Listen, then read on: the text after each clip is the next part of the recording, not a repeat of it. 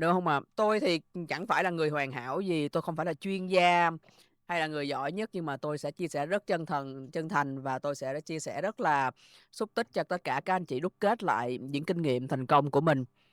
Và trước hết là chúng ta sẽ nói về huấn luyện cho lãnh đạo, và đây là cái chủ đề yêu thích của tôi, và tôi đã học về lãnh đạo phần lớn là từ Jim Rohn, từ Mark Hughes, và cũng rất là nhiều các chuyên gia, các diễn giả khác.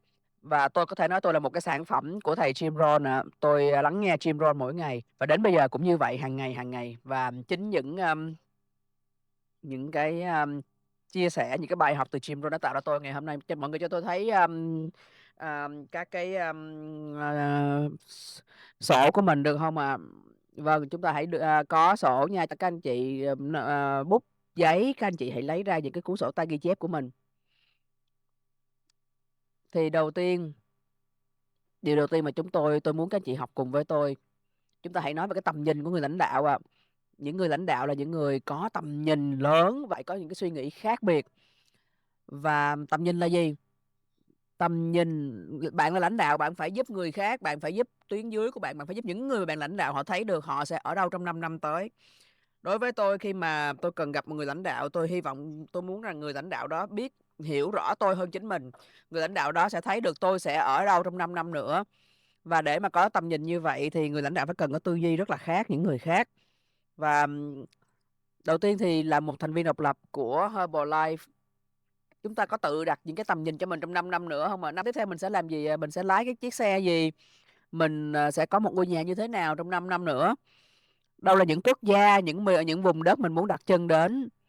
Đâu là cái mức thu nhập mà mình muốn có 5 năm sau? Đúng không ạ? Từ thời điểm này 5 năm nữa, thời điểm này năm sau, chúng ta có thể phải hình dung được là có bao nhiêu giám sát viên tầng 1 của chúng ta có bao nhiêu ghét team. Nhưng mà bây giờ chính chúng ta sẽ là như thế nào, sẽ trở thành một con người như thế nào, sẽ có một cái lối sống như thế nào. Chúng ta trong đội nhóm của chúng ta sẽ có bao nhiêu người là biết trình bày về sản phẩm, về kế hoạch trả thưởng để có thể đi đến những tỉnh thành khác để trình bày, để chia sẻ cơ hội này. Nếu mà chúng ta phải hình dung rất là rõ ràng.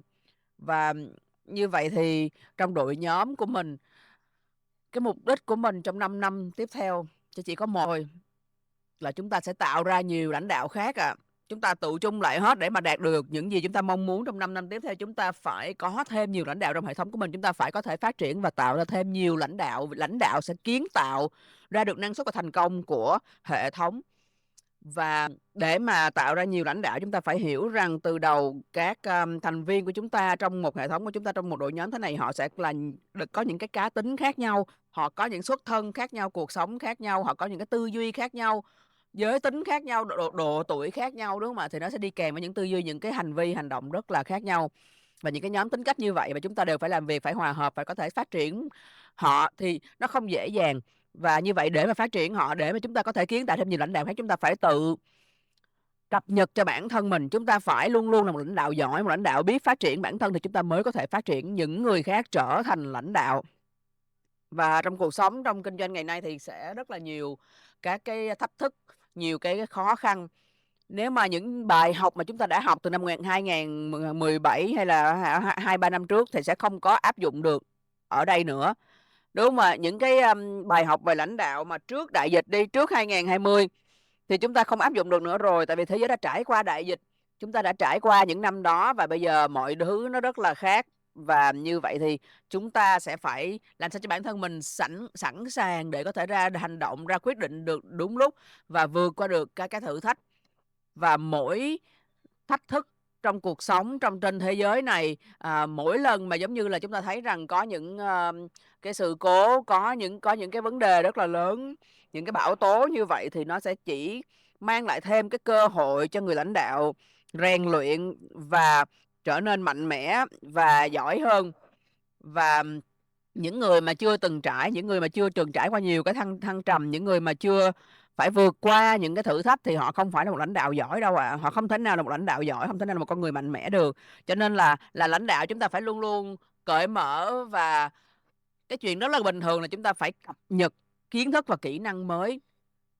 Và ví dụ như là ở độ tuổi của tôi, ở độ tuổi 50, 60 chẳng hạn, nếu mà chúng ta là cái nhóm lãnh đạo mà độ tuổi lớn hơn, chúng ta sẽ phải lãnh đạo những người trẻ hơn, thì chúng ta phải luôn luôn phải cập nhật những gì mới trên thế giới khi mà chúng ta đã nhìn nhận bản thân mình là lãnh đạo.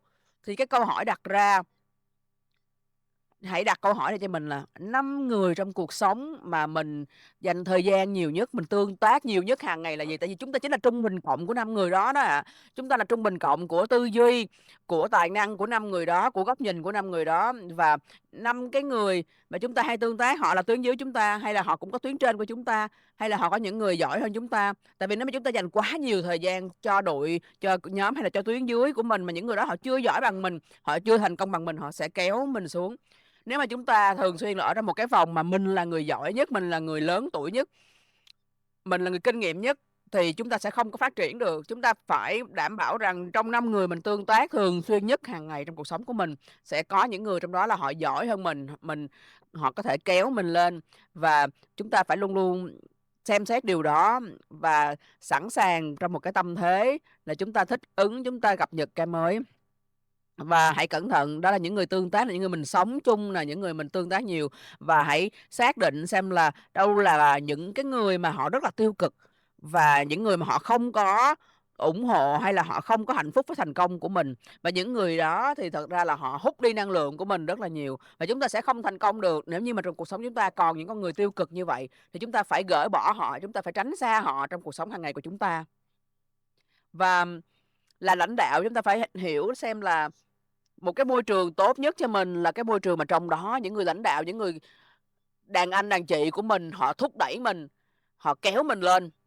Cho nên là cái lúc nào mà ở trong một cái môi trường mà lãnh đạo mà tuyến trên của mình á, họ hơi khó khăn với mình nè, họ kỳ vọng vào mình nè, hãy cảm ơn họ. Mình rất là may mắn đó ạ, mình rất là may mắn nếu như bảo trợ của mình, nếu như tuyến trên của mình luôn luôn thúc đẩy mình, cho mình thêm một tí áp lực và muốn kéo mình lên, muốn đẩy mình tiến xa hơn, cho dù đó là về năng suất hay là về một số các cái kỹ năng, những cái hành động. Vâng, thì hãy cảm ơn họ. Cho tôi là slide tiếp theo được không ạ? Và làm lãnh đạo, hãy viết xuống điều này, phải có kế hoạch hành động. Lãnh đạo phải luôn luôn có kế hoạch hành động, hãy ghi xuống câu này ạ. Lãnh đạo phải có kế hoạch hành động. Và kế hoạch hành động thì cần phải có một mục tiêu rõ ràng.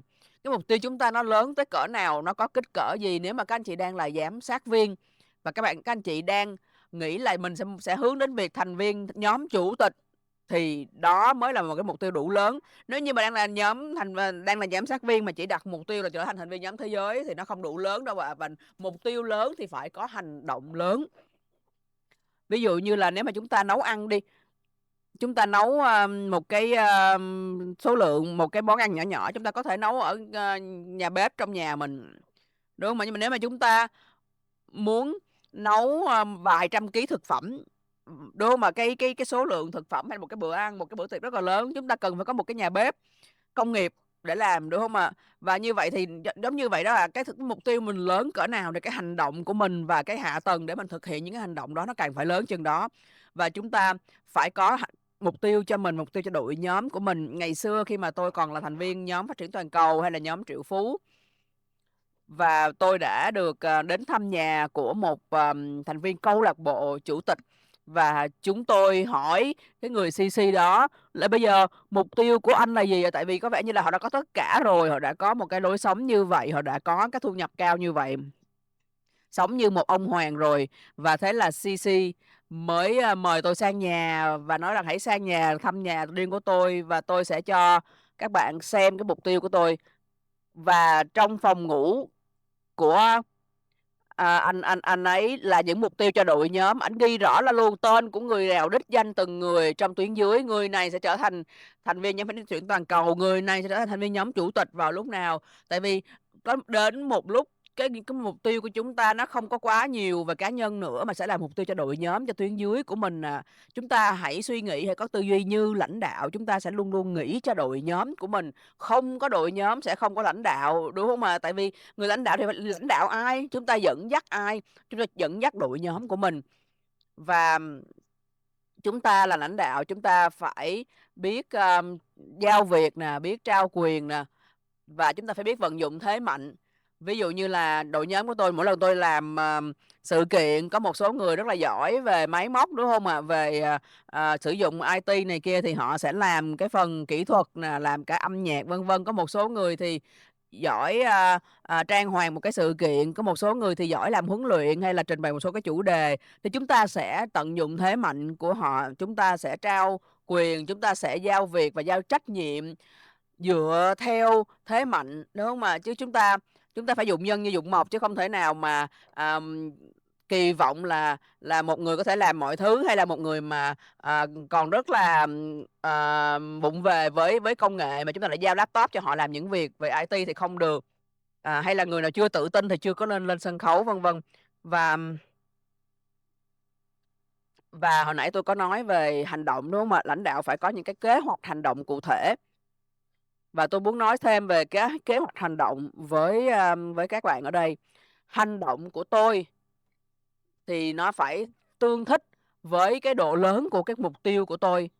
Và ví dụ như là công ty chúng ta bây giờ nè, cho chúng ta rất là nhiều sự kiện ha. Công ty tổ chức sự kiện, công ty cung cấp sản phẩm cho chúng ta, công ty có những tấm séc thưởng và thu nhập của chúng ta, nhưng mà chúng ta không thể nào chỉ phụ thuộc vào chừng nào có sự kiện công ty chúng ta mới đi hay đội nhóm mới đi, mà chúng ta phải chủ động.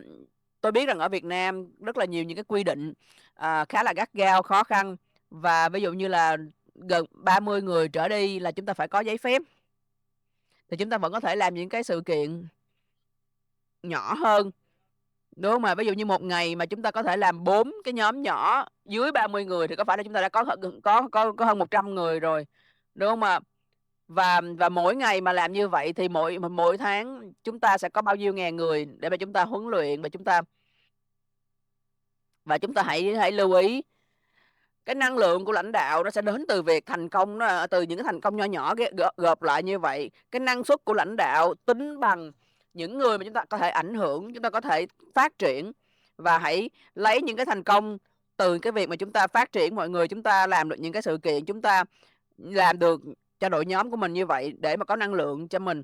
Và các anh chị có thấy rằng là điểm lãnh đạo trong Herbalife họ càng ở những cái mức độ, họ càng là những người thành công ở những cái cấp rất là cao thì họ lại càng nhiều năng lượng, họ rất là bận rộn nhưng mà lúc nào cũng nhiều năng lượng và khỏe mạnh cả. Tôi cũng đã làm tự mình làm rất là nhiều, tôi làm những cái chuỗi, những cái buổi hôm, các cái chương trình huấn luyện lãnh đạo. Tôi cũng làm những cái extravaganza riêng cho đội nhóm của tôi, và tôi xem mình là CEO, là tổng giám đốc của một công ty, của một cái đội nhóm, một cái hệ thống riêng của tôi. Tôi không có bị động chờ công ty, chờ Herbalife Ấn Độ phải tổ chức, phải làm những này kia cho đội nhóm của tôi. Và chúng ta là những những thành viên độc lập, đúng không ạ? Cho nên là có những cái hoạt động của lãnh đạo, có những cái chiến lược phát triển mà chúng ta phải rất là độc lập và chủ động. Và hồi nãy tôi nói rằng phải có mục tiêu, ví dụ như là mục tiêu dài hạn 5 năm nữa mình sẽ là gì, nhưng còn bây giờ mục tiêu cho năm 2026 thì sao ạ? Các anh chị đạt chuẩn ở đây, các anh chị đang là giám sát viên rồi, các anh chị sẽ trở thành gì? Các anh chị sẽ đổi pin như thế nào, thành thành viên nhóm thế giới, nhóm phát triển toàn cầu, nhóm triệu phú, đúng không ạ? Hay là trong năm nay ai trong các anh chị sẽ trở thành thành viên nhóm chủ tịch? Chúng ta sẽ phải viết xuống mục tiêu của mình, chúng ta sẽ phải hình dung rất rõ mục tiêu. Cho nên là mục tiêu mà không viết xuống, không hình dung rất rõ thì sẽ không đạt được. Và chúng ta hãy chia nhỏ nó ra, năm nay mục tiêu là như vậy, vậy thì 90 ngày, kế hoạch 90 ngày sẽ là gì, đâu là cái mục tiêu cho 3 tháng tiếp theo, rất là rõ ràng như vậy. Chúng ta sẽ có những cái mục tiêu cho 90 ngày tiếp theo, những mục tiêu cho 6 tháng tiếp theo, và đâu là những cái thay đổi chúng ta cần đưa vào cuộc sống của chúng ta để thực hiện nó. Đã có kế hoạch hàng tháng và mỗi ngày 28 hàng tháng ạ. Cứ 28 hàng tháng tôi lại viết ra kế hoạch cho tôi và cho đội nhóm của tôi, và không có một ngày nào mà tôi không có công việc cả. Tôi làm việc hàng ngày ạ, không có ngày nào mà không có gì để làm. Mỗi ngày của một tháng và mỗi giờ của một ngày. Thì đấy là cách làm việc của lãnh đạo, đấy là cách tạo ra lãnh đạo. Không dễ đâu, nhưng mà phải có kỷ luật rồi thì nó sẽ dễ hơn. Có rất là nhiều thứ kỷ luật nó sẽ giúp chúng ta cả đội nhóm đi lên. Nhiều khi nó rất là khó, mọi người tưởng là khó nhưng mà có kỷ luật rồi á, kỷ luật sẽ cho chúng ta tự do, kỷ luật chính là tự do đấy các anh chị ạ. Mình biết là ngày hôm nay làm gì, mình biết 11 giờ làm gì, 12 giờ làm gì thì đấy là tự do đấy các anh chị ạ. Không phải là khó khăn hay là bó buộc mà kỷ luật chính là điều mang lại cho chúng ta tự do. Sau đó mình biết làm phải gì rồi thì cứ thế đều răm rắp mình sẽ làm cùng với đội nhóm thôi. Tiếp theo đó là lãnh đạo giỏi thì luôn lãnh đạo bằng cách nêu gương. Tất cả các anh chị ngồi ở đây và các anh chị sẽ là những tấm gương cho hàng ngàn thành viên mà sẽ tham gia với đội nhóm của mình ở Việt Nam trong tương lai. Các bạn chính là tấm gương cho họ. Vậy thì câu hỏi của tôi đặt ra đó là tấm gương mình muốn nêu cho đội nhóm là gì? Lãnh đạo giỏi ạ, lãnh đạo giỏi thì luôn luôn lãnh đạo bằng cách nêu gương. Mình không chỉ nói đâu mà mình phải làm để cho họ thấy. Mình không chỉ có nói mà mình phải chứng minh bằng hành động. Và khi mình chứng minh bằng hành động người ta sẽ làm theo. Nhưng mà khi mình chỉ có nói thôi thì không ai theo hết. Nên là điều quan trọng đó là phải hành động và nêu gương bằng hành động thực tế. Và là lãnh đạo các anh chị viết nhé. Lãnh đạo ấy thì luôn luôn đưa ra những cái kỳ vọng cao cho đội nhóm. Mình không thể nói rằng là không làm được không sao cả. Thì mà họ không làm được mình phải nói không làm được thì là không ổn, phải làm được. Phải làm được mình phải đề ra cái kỳ vọng cao ở đội nhóm để họ nỗ lực, họ nâng tầm. Tôi biết có những cái thách thức chẳng hạn như là có rất là nhiều các cái bà nội trợ kia nhiều thách thức hơn, bởi vậy thì người ta làm được tại sao anh chị lại không làm được? Thì mình phải cho họ những cái mục tiêu cao để họ cố gắng, để họ vượt ra khỏi vùng an toàn. Người bảo trợ và người thầy ấy mà yêu đội nhóm ấy, và là người mà được đội nhóm yêu mến ấy thì có thể là lúc lúc đầu đội nhóm không thích đâu, bởi vì lúc nào cũng thúc đẩy, lúc nào cũng cho đề ra những cái mục tiêu cao hơn làm cho họ căng thẳng. Nhưng mà đấy là điều mình phải chấp nhận thôi, mình phải đề ra cái kỳ vọng cao. Có thể lúc đầu họ không thích nhưng mà điều đấy mới giúp họ phát triển. Tiếp theo mình không thể kỳ vọng họ có kết quả cao trừ khi bản thân mình cũng có kết quả cao. Mình không thể là mong họ có được 5.000 điểm nếu bản thân mình không làm được 5.000 điểm. Mình hỏi rằng là tại sao anh không uống shake thế nhưng mà bản thân mình thì bụng phệ mà cứ đòi họ uống shake thì làm sao được, đúng không ạ? Và hỏi họ là lần tới sự kiện tới đưa bao nhiêu người đến sự kiện trong khi bản thân mình cũng không đưa ai đến cả. Thì người ta sẽ dõi theo mình, người ta sẽ nhìn xem mình làm gì đấy, chứ không phải là nghe mình nói đâu. Nhiều người ở trong tuyến dưới họ không nói đâu nhưng mà họ biết. Họ biết bởi vì là họ làm việc cùng với mình nên là điều quan trọng nhất đó là nói ít thôi, làm nhiều hơn. Làm nhiều hơn, chứng minh nhiều hơn bằng là hành động, đấy chính là cách mình lãnh đạo. Nếu mà mình không có toàn tâm toàn ý với nhóm dinh dưỡng thì tại sao mình lại mong người ta toàn tâm toàn ý với nhóm dinh dưỡng, đúng không ạ? Mình không hiện diện thì làm sao mong họ hiện diện? Nếu mà mình không bán lẻ, mình không có khách hàng, tôi có 110 khách hàng cá nhân tôi đấy, hiện tại đấy ở nhóm dinh dưỡng của tôi mời chính Challenge Sinh tôi đi mời họ 110 người khách hàng này, bởi vì là tôi muốn nêu gương cho thành viên mới, giám sát viên mới của tôi. Vâng ạ, không quan trọng tôi là ai, thành viên câu lạc bộ chủ tịch hay là nhóm chủ tịch hay là nhóm phát triển toàn cầu không quan trọng. Điều quan trọng nhất đó là tôi có bao nhiêu khách hàng để chứng minh cho đội nhóm là tôi đang làm việc để họ cũng làm việc, cũng đưa người đến nhóm dinh dưỡng. Tôi lãnh đạo bằng cách nêu gương. Tôi tạo ra 4 giám sát viên tầng 1 trong 2 tháng vừa rồi. 4 giám sát viên tầng 1 trong có 2 tháng vừa rồi thôi ạ. Tháng 1, tháng 2. Tại sao? Bởi vì là tôi muốn là tấm gương cho đội nhóm, để cho đội nhóm của tôi ít nhất là cũng tạo ra 2 giám sát viên để đạt chuẩn chương trình ngoại hạng. Vâng ạ, tôi cũng có 3 thành viên nhóm phát triển toàn cầu. Một thì là đạt chuẩn tháng trước, một thì là cũng tháng 3, trong tháng 3, và một người thì bắt đầu từ tháng này sẽ đạt chuẩn Get Team. 3 nhánh mới, 3 tầng mới đạt chuẩn nhóm phát triển toàn cầu. Không quan trọng tôi là ai, là câu lạc bộ chủ tịch đi ra toàn thế giới làm việc này việc kia không quan trọng, quan trọng là tôi tạo được ra giám sát viên tầng 1. Đối với giám sát viên của tôi thì tôi không phải là CC, tôi là người bảo trợ mà thôi. Đối với thành viên thì tôi không phải là CC, tôi là người bảo trợ của họ mà thôi. Vậy thì luôn luôn là một người bảo trợ và giúp họ phát triển, giúp họ tăng trưởng bằng cách là lãnh đạo, bằng cách nêu gương. Thì đấy là cách mà chúng ta phát triển lãnh đạo, đúng không ạ? Chúng ta phải tập trung toàn tâm toàn ý cho công tác bảo trợ. Chúng ta có những lãnh đạo có điểm VP cao, tôi có 10.000 điểm VP mỗi tháng ạ. 10.000 điểm VP cá nhân ấy, là thành viên câu lạc bộ chủ tịch, tôi phải đi khắp nơi, đi công tác, tôi vẫn làm được, tôi vẫn có được 10.000 điểm cá nhân một tháng.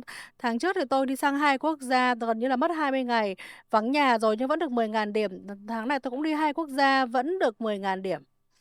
Bởi vì là 10.000 điểm là đến từ tư duy của chúng ta ạ, từ tâm trí của chúng ta. Tôi cũng sẽ cảm thấy rất là, bực bội và không cảm thấy hạnh phúc, hài lòng với bản thân mình nếu tôi không có được 10.000 điểm. Vâng ạ, nó đến từ tư duy đấy các anh chị ạ. Vâng ạ, tôi cũng có phải là một, minh chứng về, vóc dáng không? Về, duy trì sức khỏe không? Tôi luôn luôn, vâng ạ, ai mà, có vóc dáng đẹp thì hay mà cởi cúc áo vest ra để khoe, đúng không ạ? Khoe vóc dáng, còn nếu mà ai mà bụng phệ thì không dám cởi ra để khoe đâu. Nên là chúng ta phải tự hào về vóc dáng của mình, để cho người, thành viên tuyến dưới của chúng ta khi mỗi lần họ giới thiệu về mình họ tự hào, người bảo trợ của tôi đấy, tuyến trên của tôi đấy, đẹp chưa? Còn nếu không thì bụng phệ, và mập mạp á thì là người, thành viên tuyến dưới họ không tự hào khi mà giới thiệu về mình đâu. Vậy thì mình phải là, một tuyến trên mà để cho tuyến dưới cảm thấy tự hào. Vâng ạ, mình đi huấn luyện và, tham gia các chương trình huấn luyện luôn luôn có mặt ạ, luôn luôn có mặt, luôn luôn hiện diện, đấy chính là tinh thần lãnh đạo. Thì đấy là cách mình có thể là kiến tạo ra các lãnh đạo khác ở trong hệ thống. Người ta sẽ không, vận động đâu nếu mình không vận động. Nếu mà mình không phải là người, chủ hay là sếp để mà, ngồi ra lệnh, mình là lãnh đạo cũng là một phần, của đội nhóm chứ không phải là đứng ra ngoài và đứng lên trên đội nhóm. Các bạn nhớ nhá, lãnh đạo là một phần của đội nhóm chứ không phải là đứng bên trên đội nhóm. Vậy thì á, mình phải làm để cho đội nhóm làm và mình cần phải rất là mạnh mẽ để có thể là đưa cả đội nhóm đi lên. Tiếp theo đó ờm, là như tôi đã nói với các anh chị, ờm, tôi thì không tập trung vào bán hàng. Lúc đầu ấy, tôi không tập trung vào bán hàng đâu. Tôi không tập trung vào tạo ra điểm số đâu. Tôi tập trung nhiều hơn vào việc là tạo ra lãnh đạo cùng với cả điểm doanh số và từ đó lãnh đạo sẽ tạo ra điểm doanh số cho toàn hệ thống. Vậy thì điều đầu tiên đó là để tạo ra lãnh đạo ấy, thì tôi bắt đầu, chương trình huấn luyện dành cho lãnh đạo cá nhân đầu tiên của tôi năm 2011. Lúc đấy tôi là thành viên nhóm Triệu Phú và tôi có 2 đến 3 thành viên nhóm phát triển toàn cầu và 6 đến 7 thành viên nhóm thế giới. Thì chúng tôi có một nhóm khoảng 10 lãnh đạo như thế. Lúc đấy tôi là thành viên nhóm Triệu Phú chưa phải thành viên nhóm chủ tịch, mà tôi đã bắt đầu chương trình huấn luyện dành cho lãnh đạo của riêng tôi rồi. Tại sao? Bởi vì là tôi thấy là công ty thì là chỉ có một chương trình, huấn luyện dành cho lãnh đạo 1 năm thôi và tôi không muốn đi chậm, tôi muốn đi nhanh, tôi không muốn chờ cả 1 năm mới đến chương trình của công ty. Thì tôi bảo là tôi sẽ phải có 4 chương trình phát triển lãnh đạo mỗi năm, là tôi bắt đầu từ năm 2011 đó, và cứ mỗi quý thì chúng tôi có chương trình lãnh đạo, huấn luyện dành cho lãnh đạo. Có những lãnh đạo có kết quả tốt, tôi, sẽ mời các lãnh đạo đó đi tham gia. Và các anh chị biết không, từ 6 đến 7 thành viên nhóm phát triển toàn cầu hay là nhóm thế giới, lúc đấy tôi là thành viên nhóm Triệu Phú ngày hôm nay, cùng với cái chương trình huấn luyện dành cho lãnh đạo đó, mỗi quý chúng tôi đã có 69 thành viên nhóm chủ tịch ở trong hệ thống ạ. 69 thành viên nhóm chủ tịch trong hệ thống. Chúng tôi có 4 thành viên câu lạc bộ chủ tịch trong hệ thống. Trong, toàn bộ Ấn Độ thì là có 6 thành viên câu lạc bộ chủ tịch và 4 là từ hệ thống của tôi. 69 thành viên nhóm chủ tịch, và lúc đầu thì chỉ có 1 thôi và tôi tạo ra lãnh đạo và các lãnh đạo đó sẽ nhân rộng. Vâng, đầu tiên mình để tạo ra lãnh đạo mình phải là lãnh đạo trước. Thì là lãnh đạo như thế nào tôi sẽ giải thích với các anh chị. Thứ nhất, mình luôn luôn nhớ tôi thì có 6 người trong đội nhóm nên tôi muốn biến họ thành lãnh đạo, ví dụ thế. Có 6 người trong hệ thống tôi muốn biến thành lãnh đạo, tôi thấy là họ đang làm việc, họ đang tham gia các chương trình huấn luyện, tham gia sự kiện, sử dụng dinh dưỡng và lắng nghe tôi và sẵn sàng thay đổi. Nên là tôi muốn biến họ thành lãnh đạo, nhưng mà Jim Rohn nói mình không thể thay đổi người khác. Nhưng mà Jim Rohn cũng nói rằng, vâng, Jim Rohn đã nói là mình không thể thay đổi người khác và người ta sẽ tự thay đổi mình. Nhưng mà tôi làm gì đây? 6 người thế này nếu tôi không thay đổi được họ thì tôi có thể làm gì với họ đây? Tôi thực sự muốn đổi họ từ, một cái tư duy trung bình, một tư duy tầm thường đến một tư duy tăng trưởng, từ, nghĩ nhỏ làm nhỏ cho đến nghĩ lớn làm lớn. Vậy thì người ta làm thế nào mình thay đổi họ đây? Vậy thì mình có thể làm gì với 6 người thế này? 6 người mà mình muốn biến thành lãnh đạo, mình làm gì với họ? Thì đầu tiên mình có thể là cung cấp cho họ những điều sau đây, giúp họ những điều sau đây. Thứ nhất, Mình, sẽ luôn luôn chia sẻ kinh nghiệm của mình với họ, mình luôn luôn có thể chia sẻ kinh nghiệm của mình với họ. Mình luôn luôn, kể cho họ các câu chuyện thành công, minh chứng sống về thành công.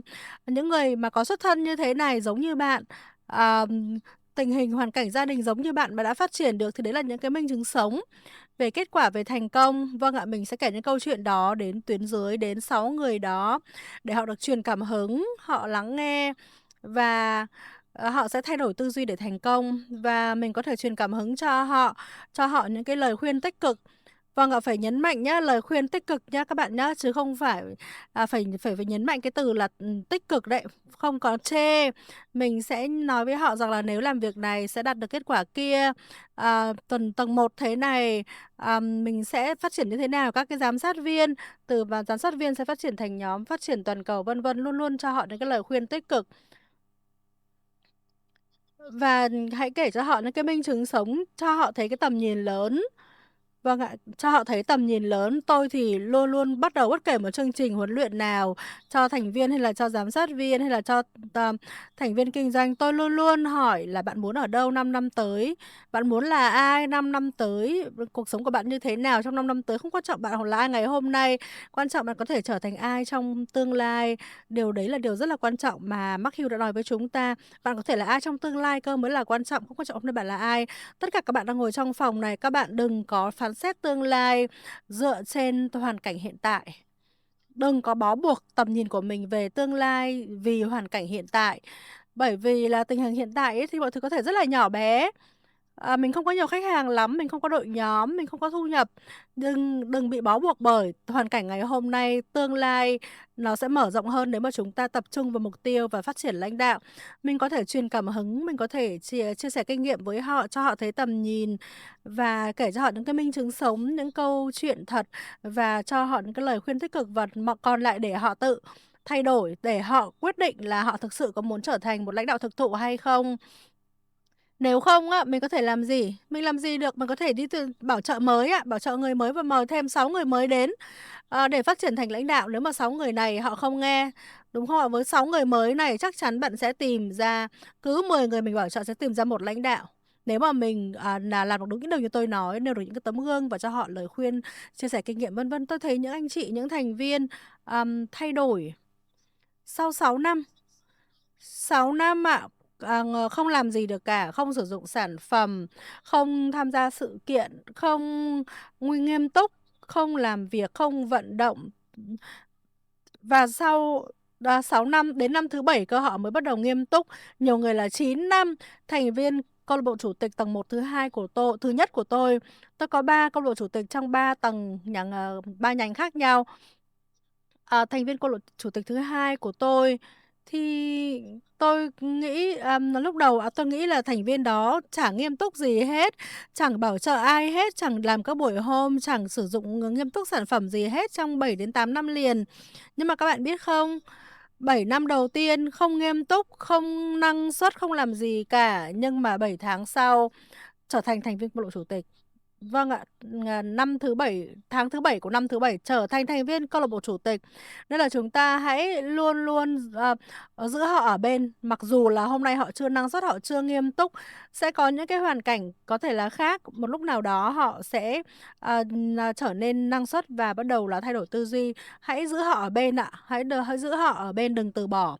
Vậy thì là tôi đặt câu hỏi thế này, các bạn sẵn sàng với câu hỏi của tôi chưa? Câu hỏi của tôi là bao nhiêu các bạn có tuyến dưới mà, ờ, chê bai nói xấu bạn khi mà bạn không hiện diện?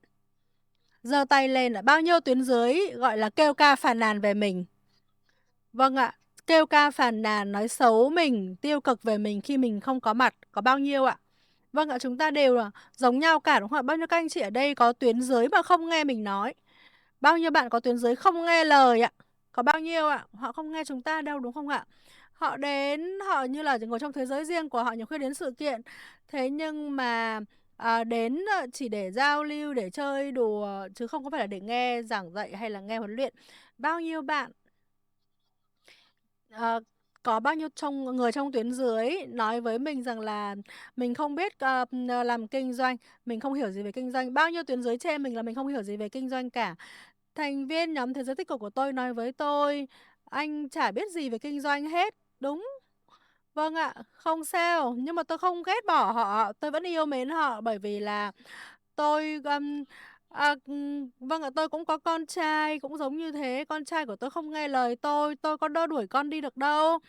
Tôi vẫn cứ ở bên con, vẫn cứ giữ nó ở bên cho đến khi nó bắt đầu lắng nghe tôi thì thôi, tuyến dưới cũng thế. Nếu mà ai đó không nghe mình thì cứ không sao cả, giữ họ ở bên một ngày nào đó họ sẽ nghe. Không thể nào mà ghét bỏ hoặc là bỏ họ được. Bao nhiêu tuyến dưới của các bạn có cái niềm tin rằng là hệ thống của mình không tốt, nhưng mà hệ thống của bên cái tuyến kia cơ, hệ của anh chị nào khác cơ mới tốt. Tức là có bao nhiêu anh chị có tuyến dưới đứng núi này trông núi nọ, lúc nào cũng khen hệ thống khác. Vâng ạ. 8 năm qua tôi là số 1 ở Ấn Độ và tầng 1 của tôi vẫn nói rằng là hệ thống của chúng tôi rất là yếu kém.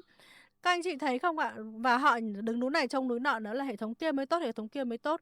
Ai cũng bị như thế, đúng không ạ? Bao nhiêu anh chị ở đây có tuyến dưới mà luôn luôn tranh cãi với mình. Vâng ạ, là anh đừng có làm thế này, lẽ ra anh phải làm như thế kia, anh làm này không đúng, làm kia không đúng, ai cũng có những cái tuyến dưới như thế, đúng không ạ? Rất là bình thường. Vâng ạ, câu hỏi cuối cùng, bao nhiêu bạn có tuyến dưới mà chị nghĩ rằng là nếu mà là nghe thì họ đã thành công rồi, nếu mà nghe mình nói họ đã thành công rồi, nhưng mà nhưng mà người ta lại không nghe, bao nhiêu anh chị có người giống như thế ạ? Nếu mà nghe mình thì đã thành công nhưng mà không nghe. Bao nhiêu người có tuyến dưới như thế ạ? Vâng, nhưng mà Jim Rohn nói gì ạ? Mình không thể thay đổi người ta được. Đừng có bức xúc bởi vì là họ không thay đổi, mình không thay đổi người ta được, mình chỉ được truyền cảm hứng cho họ thôi. Kể với họ những câu chuyện, những cái minh chứng, cho họ những cái lời khuyên tích cực. Và chỉ còn một lựa chọn nữa thôi, nếu mà họ không nghe lời, họ không thay đổi, đó chính là đi bảo trợ những tuyến dưới ạ, đi bảo trợ những nhánh mới. Nếu mà chúng ta có muốn muốn có 10 lãnh đạo á, thì chúng ta hãy bảo trợ 10 người. Các anh chị đừng dành hết thời gian, hết cuộc đời, hết thanh xuân của mình cho những cái tuyến dưới mà không vận động, không lắng nghe, không gì hết, không thay đổi gì hết. Mình đã làm hết sức rồi mà họ không làm gì cả thì mình đi bảo trợ tuyến mới ạ. Vâng, các anh chị hãy nhớ nhé, ngay cả sau 7 năm, sau 10 năm, mình sẽ không bao giờ biết rằng là cái người mà hôm nay không cả có được 250 điểm ấy, sẽ trở thành thành viên nhóm chủ tịch tiếp theo của mình đâu. Vậy thì mình sẽ luôn giữ họ ở bên ạ. À, và tiếp theo đó là đi ra khỏi vùng an toàn. Vâng ạ, tôi muốn các bạn cho tôi một tràng pháo tay được không ạ? Năng lượng của các bạn đâu ạ? Vâng, rất là tốt ạ. Vâng, xin cảm ơn.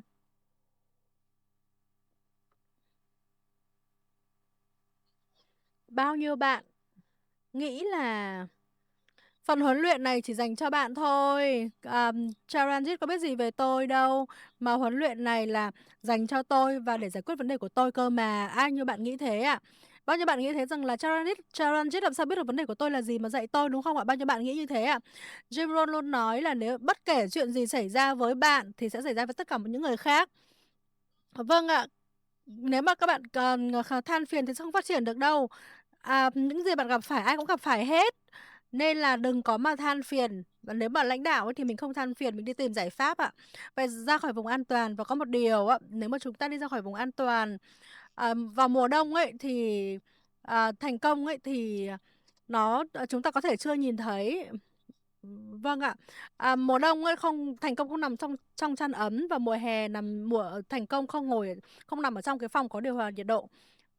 Chúng ta phải ra khỏi vùng an toàn và 8 tiếng thì ai cũng làm việc 8 tiếng hết, những người làm công ăn lương làm 8 tiếng. Những người lao động phổ thông làm việc 8 tiếng nhưng mà ai mà làm việc ra ngoài 8 tiếng đó thì đó đấy mới là bắt đầu là thành công nó mới đến. Nếu mà các bạn làm việc 11 giờ thì làm sao có được cái thu nhập dành cho người làm 11 giờ một ngày, đúng không ạ? Vâng ạ. Thì những cái 4 tiếng, 3 tiếng khác biệt đó sẽ là thước đo để thành công. Tiếp theo, tại sao chúng ta phải nâng cái chuẩn hay là luôn luôn đề ra những cái mục tiêu cao hơn? Chúng ta phải làm việc ở 3 đến 4 thành phố địa bàn cùng một lúc ít nhất. Là như vậy thì đấy là một cái lời khuyên từ kinh nghiệm của tôi. Các bạn đừng bỏ hết trứng vào một giỏ. Các bạn phải đa dạng hóa địa bàn. Nếu mà các bạn chỉ tập trung vào một địa bàn thôi, nếu mà chuyện gì xảy ra với cái địa bàn đó thì là con số hệ thống của mình sẽ về không, đúng không ạ? Ngay bây giờ nếu mà Herbalife thì chỉ có mặt ở Iran mà thôi, các bạn tưởng tượng mà xem. Thế giới, mọi thứ xảy ra chúng ta không biết được. Nếu mà chiến tranh xảy ra ở Iran như đang xảy ra chẳng hạn thì là công ty sẽ về không nếu mà chỉ có mặt ở Iran. Nếu mà Herbalife chỉ có mặt ở Ukraine thôi, các bạn biết chuyện gì xảy ra không? Khi mà chiến sự xảy ra, Herbalife có mặt ở 95 quốc gia, chúng ta bỏ trứng vào nhiều giỏ, đúng không ạ? Đa dạng hóa rủi ro, hoạt động kinh doanh, doanh số đến từ khắp mọi nơi, nên là nếu mà một nơi này bị ảnh hưởng thì các nơi khác có thể là chống chịu gánh đỡ. Vâng ạ, cuối cùng tiếp theo đó là tìm ra có hai kiểu người ở trong hệ thống. Thứ nhất ấy, kiểu người nào có một số người thì rất là giỏi, nói trước công chúng, giỏi trình bày giải thuyết trình, có thể làm các buổi hôm, các hội thảo, có thể là nói rất là giỏi, rất là hoạt ngôn và bạn xem là có bao nhiêu người giỏi và nói chuyện trước công chúng và có bao nhiêu người mà thích đi lại ạ. Nếu mà các bạn đi lại, các bạn phát triển, ở nhiều nơi, thì các bạn sẽ phát triển nhanh hơn. Bạn, có nhiều thành viên, có 10 thành viên trong đội nhóm mà sẵn sàng đi các nơi khác chẳng hạn, thì họ sẽ giúp bạn làm các cái sự kiện ở nhiều nơi hơn thay vì là chỉ có mình bạn đi lại, đúng không ạ? Và ngày hôm nay nếu bạn có 10 người trong hệ thống mà giỏi nói chuyện, giỏi thuyết trình thì mình nhân 10 người đó với các cái hệ thống, với các cái sự kiện mình có thể làm được thì con số nó sẽ nhân rộng hơn rất là nhiều thay vì là chỉ mình bạn đi giới thiệu, đi làm diễn giả mà thôi. Nên chúng ta phải biết nhân rộng ạ, những người mà giỏi thuyết trình, giỏi nói trước công chúng và thích đi lại và xem ra là có bao nhiêu người, mình đang nhân rộng được như thế với những phẩm chất đó.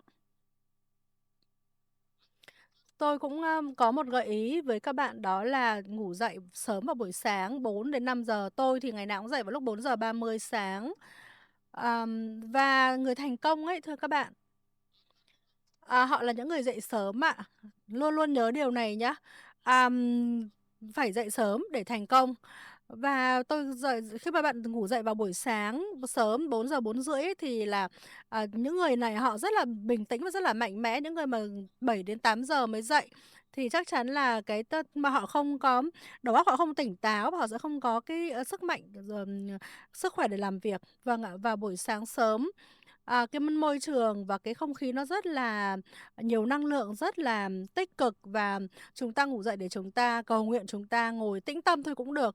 Và tôi hay, thiền ạ, tôi cũng đề xuất các bạn hãy thiền. Thiền thì không phải là theo đạo gì mới thiền đâu. Thiền ở đây ấy, ngồi lại để soi chiếu bản thân, mục tiêu, mục đích cuộc đời của mình là gì và soi chiếu lại trong chính bản thân mình. Thượng đế bề trên không phải là bên ngoài đâu. Vâng ạ, vâng ạ, quan trọng là năng lượng ở bên trong mình, vũ trụ, ở bên trong mình và ngồi lại để soi chiếu, ngồi lại với chính bản thân mình, trò chuyện với chính bản thân mình. Và mình càng làm như vậy nhiều thì cái sức mạnh, cái tinh thần của mình nó càng lớn và ngày nay như con người chúng ta, các bạn viết nhá. Vâng, điều đó được kiểm chứng nhá, 60.000 ạ, 60.000 cái luồng suy nghĩ khác nhau, mỗi giờ, mỗi phút ấy ạ, đang chạy trong cái bộ não của con người. Đấy là khoa học đã kiểm chứng đấy ạ, 60.000 suy nghĩ khác nhau, luồng suy nghĩ khác nhau. Nên là chúng ta phải ngồi lại buổi sáng để tĩnh tâm, để soi chiếu bản thân, để có được cái sức mạnh, tinh thần.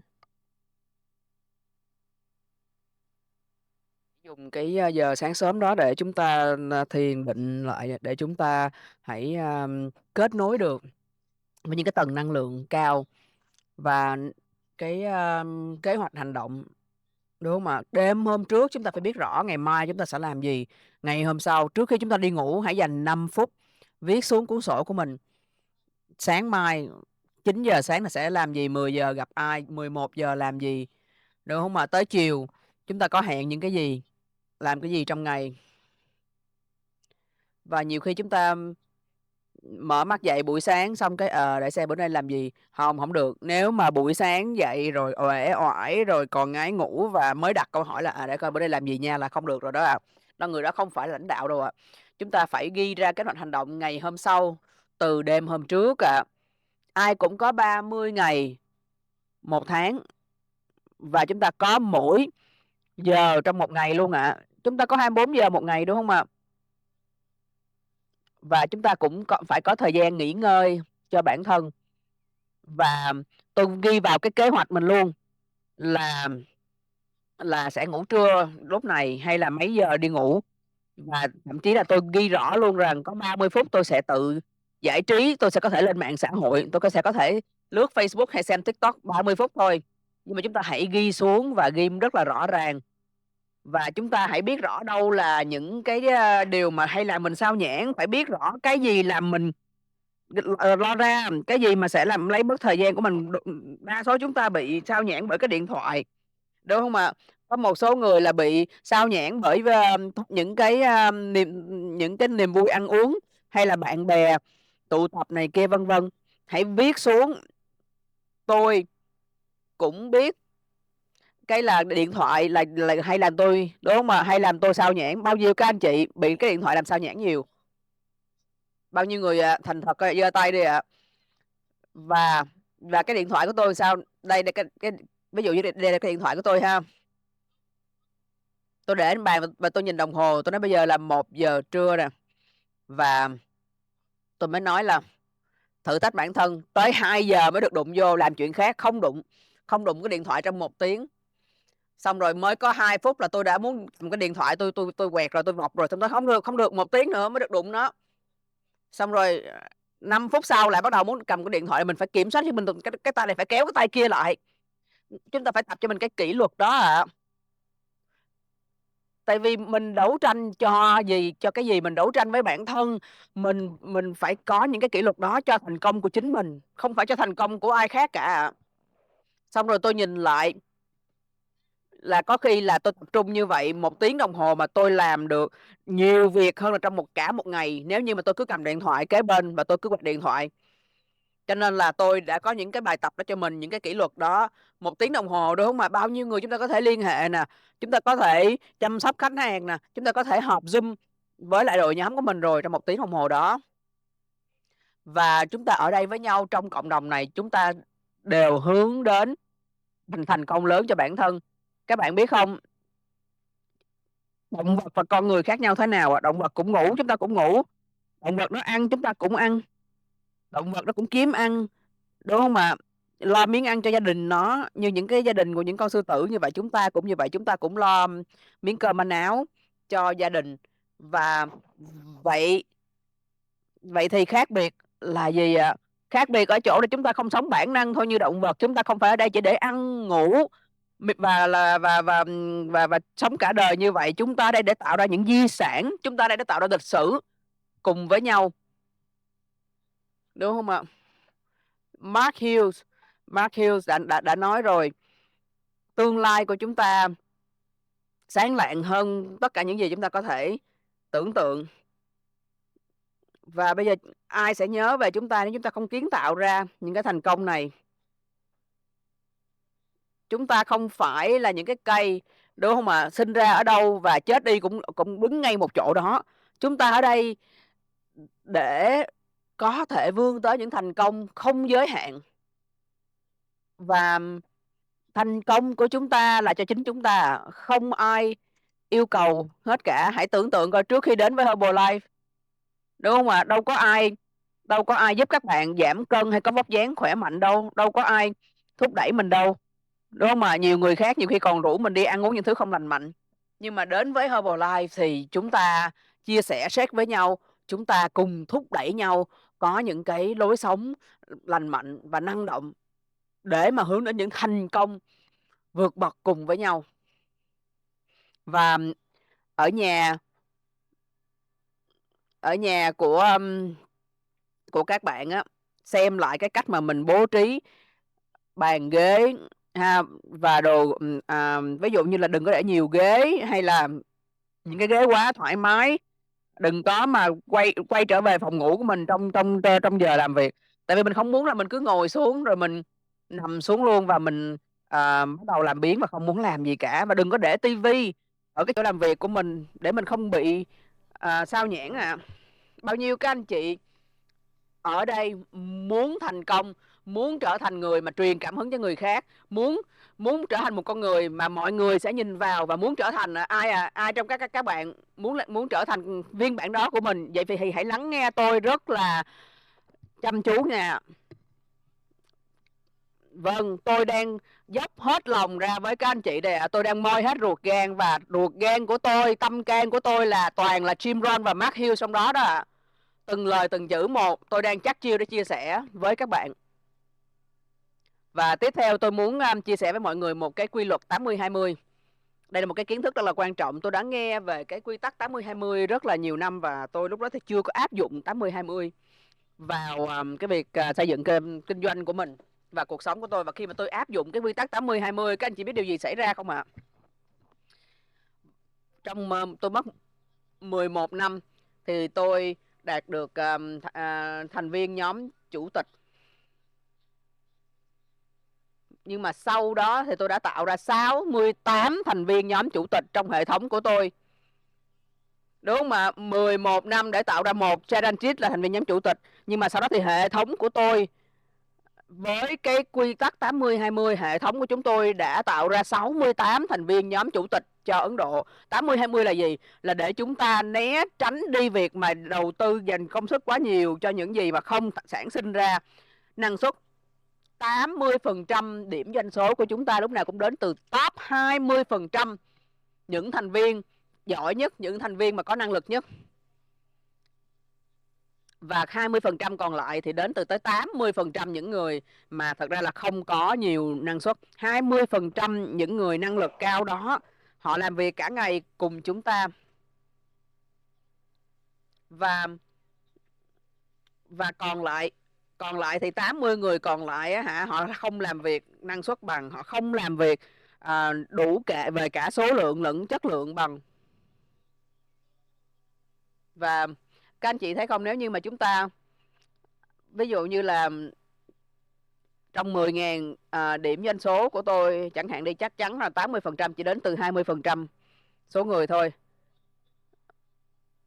Và hãy hỏi từng CC ở đây, từng PT ở đây xem, thành viên câu lạc bộ chủ tịch và nhóm chủ tịch, họ có thể kể ra luôn trên một bàn tay là trong hệ thống của họ đâu là những người đó là top, các tuyến dưới mà tạo ra năng suất, đúng không, mà tạo ra thành tích, tạo ra thành công cho toàn bộ hệ thống. Và những người đó, những cái người trong top 20% tuyến dưới của các anh chị đó, các anh chị phải dành sự tập trung chú ý, các anh chị phải quan tâm đến họ, các anh chị hãy dồn tâm huyết cho họ. Còn nếu mà chúng ta dàn trải quá, đúng không, mà hệ thống chúng ta chẳng hạn như đi 50 người mà bây giờ mất thời gian cho 30-40 người mà họ chỉ tạo ra 20% doanh số, trong khi mà trong một nhóm thế này nè, 5-7 người nè, mà 5-7 người ngôi sao sáng của chúng ta mà tập trung phát triển họ, giúp họ phát triển hệ thống của họ, thì chắc chắn rằng chúng ta sẽ có thể thành công hơn cùng với họ.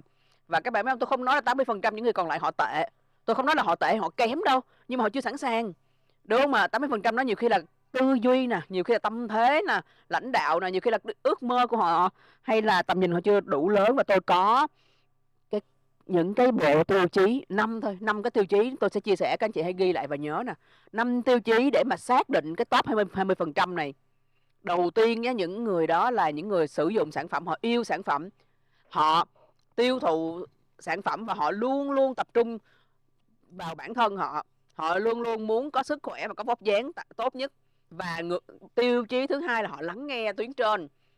Nè, bây giờ mình muốn tập trung, đúng không? Mình muốn dành tâm huyết cho 20% này, vậy đừng có chọn những người mà không có biết lắng nghe mình, những người mà họ cứng đầu hay là họ không hề tiếp nhận thì không nên đầu tư cho họ tiếp nữa. Tiêu chí thứ ba là họ phải rất là tham vọng, họ phải là những người khao khát có được thu nhập cao. Bây giờ chúng ta muốn xây dựng kinh doanh thành công cùng với nhau thì đừng có làm việc với những người mà nói là tiền bạc không quan trọng, tiền bạc không phải là tất cả. Không, chúng ta muốn những người mà rất nghiêm túc với việc là có thu nhập cao, có được thành công lớn cùng với chúng ta. Chúng ta muốn những người mà có được cái khát khao, có một cái tham vọng rất nghiêm túc, những người mà họ mở mắt dậy là họ nghĩ đến những mục tiêu tiếp theo, họ muốn là họ sẽ lái cái xe gì, họ muốn xây những cái nhà như thế nào. Chúng ta hãy làm việc với những người đó. Tiêu chí tiếp nữa là những người này không bao giờ bỏ lỡ một cái buổi huấn luyện nào cả, họ không bao giờ bỏ lỡ huấn luyện, họ không bao giờ bỏ lỡ cơ hội. Và thứ năm á, là những người này là những người rất là thoải mái với chuyện thay đổi, họ luôn luôn sẵn sàng thay đổi. Tại vì bây giờ thay đổi là cuối cùng là gì? Lãnh đạo thì chúng ta phải quản lý sự thay đổi đó. Thì những người mà không thoải mái, không có biết cách thích ứng với thay đổi thì chắc chắn họ không phải trong top 20% của chúng ta. Jim Rohn lúc nào cũng nói, muốn thay đổi cái gì trong cuộc sống của mình luôn luôn bắt đầu bằng việc thay đổi chính bản thân mình. Vâng, mọi người đồng ý không ạ? Tốt không ạ? Ổn không ạ? Mọi người nắm 5 cái tiêu chí đúng không? Sử dụng sản phẩm nè, phải biết lắng nghe bảo trợ nè, lắng nghe tuyến trên nè, không có bỏ cái buổi huấn luyện hay sự kiện nào hết. Khát khao, tham vọng có thu nhập tốt, thành công lớn, và cuối cùng là họ phải là những người thoải mái với sự thay đổi, luôn luôn biết quản lý và thích ứng với thay đổi. Và nếu mà lúc đó mà có tiêu chí đó rất là rõ ràng, các anh chị sàng lọc sẵn rồi. Bây giờ nếu mà hai người cùng liên lạc trong một ngày nói là CC ơi, cho tôi 1 tiếng đồng hồ được không? Cho tôi có thể hội ý được không? Mà nếu người đó trong 80% thì sao ạ? Tôi sẽ chỉ nhắn tin trả lời nhanh thôi, hoặc là tôi hẹn ở một cái sự kiện. Còn nếu mà người đó trong top 20% của tôi, ok, sẵn sàng 2 tiếng cũng được, đúng không ạ? Tôi sẽ ngồi xuống, tôi sẽ dành hết sự tập trung chú ý, tôi sẽ dìu dắt, tôi sẽ hướng dẫn. Và tôi rất là rõ ràng có tiêu chí luôn. Các người mà trong top 80% á, tôi nói xin lỗi nha, bây giờ em không phải trong top 20 của tôi, đúng không? Mà em không đạt 5 tiêu chí này, mấy lần rồi không thấy em đến huấn luyện, đúng không? Mà em không có sử dụng sản phẩm thường xuyên, đúng không? Còn cái người 20% ok, đầy đủ các tiêu chí, tôi luôn luôn sẵn sàng. Và hãy nhớ nha, mình chỉ cần mình đếm ra trên đầu ngón tay cũng được nữa.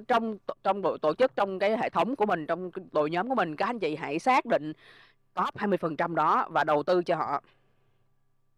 Tiếp nữa, làm lãnh đạo thì phải có tư duy chiến lược ạ. Tư duy chiến lược. Chiến lược là gì các anh chị? Điều đầu tiên ở đây á, tôi đã học được về tư duy chiến lược từ Brian Tracy. Ông là một tác giả sách, một diễn giả truyền cảm hứng rất là nổi tiếng và rất là được nhiều người biết đến, nhất là về các cái chủ đề về ông nghiên cứu như về chiến lược kinh doanh, chiến lược phát triển cho lãnh đạo, vân vân.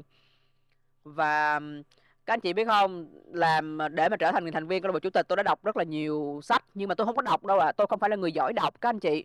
Tại vì tôi mở cái cuốn sách ra mà tôi nhìn chữ 1-2 trang tôi buồn ngủ. Và tôi biết rất là nhiều những cái buổi huấn luyện lãnh đạo, nhiều người hay nói với các anh chị là phải đọc sách. Ok, thì tôi là người không có giỏi đọc, đây không quen đọc. Các anh chị biết làm sao, bây giờ có công nghệ đúng không, mà tôi tải cuốn sách đó về và tôi dùng những cái app mà sách nói và tôi lắng nghe.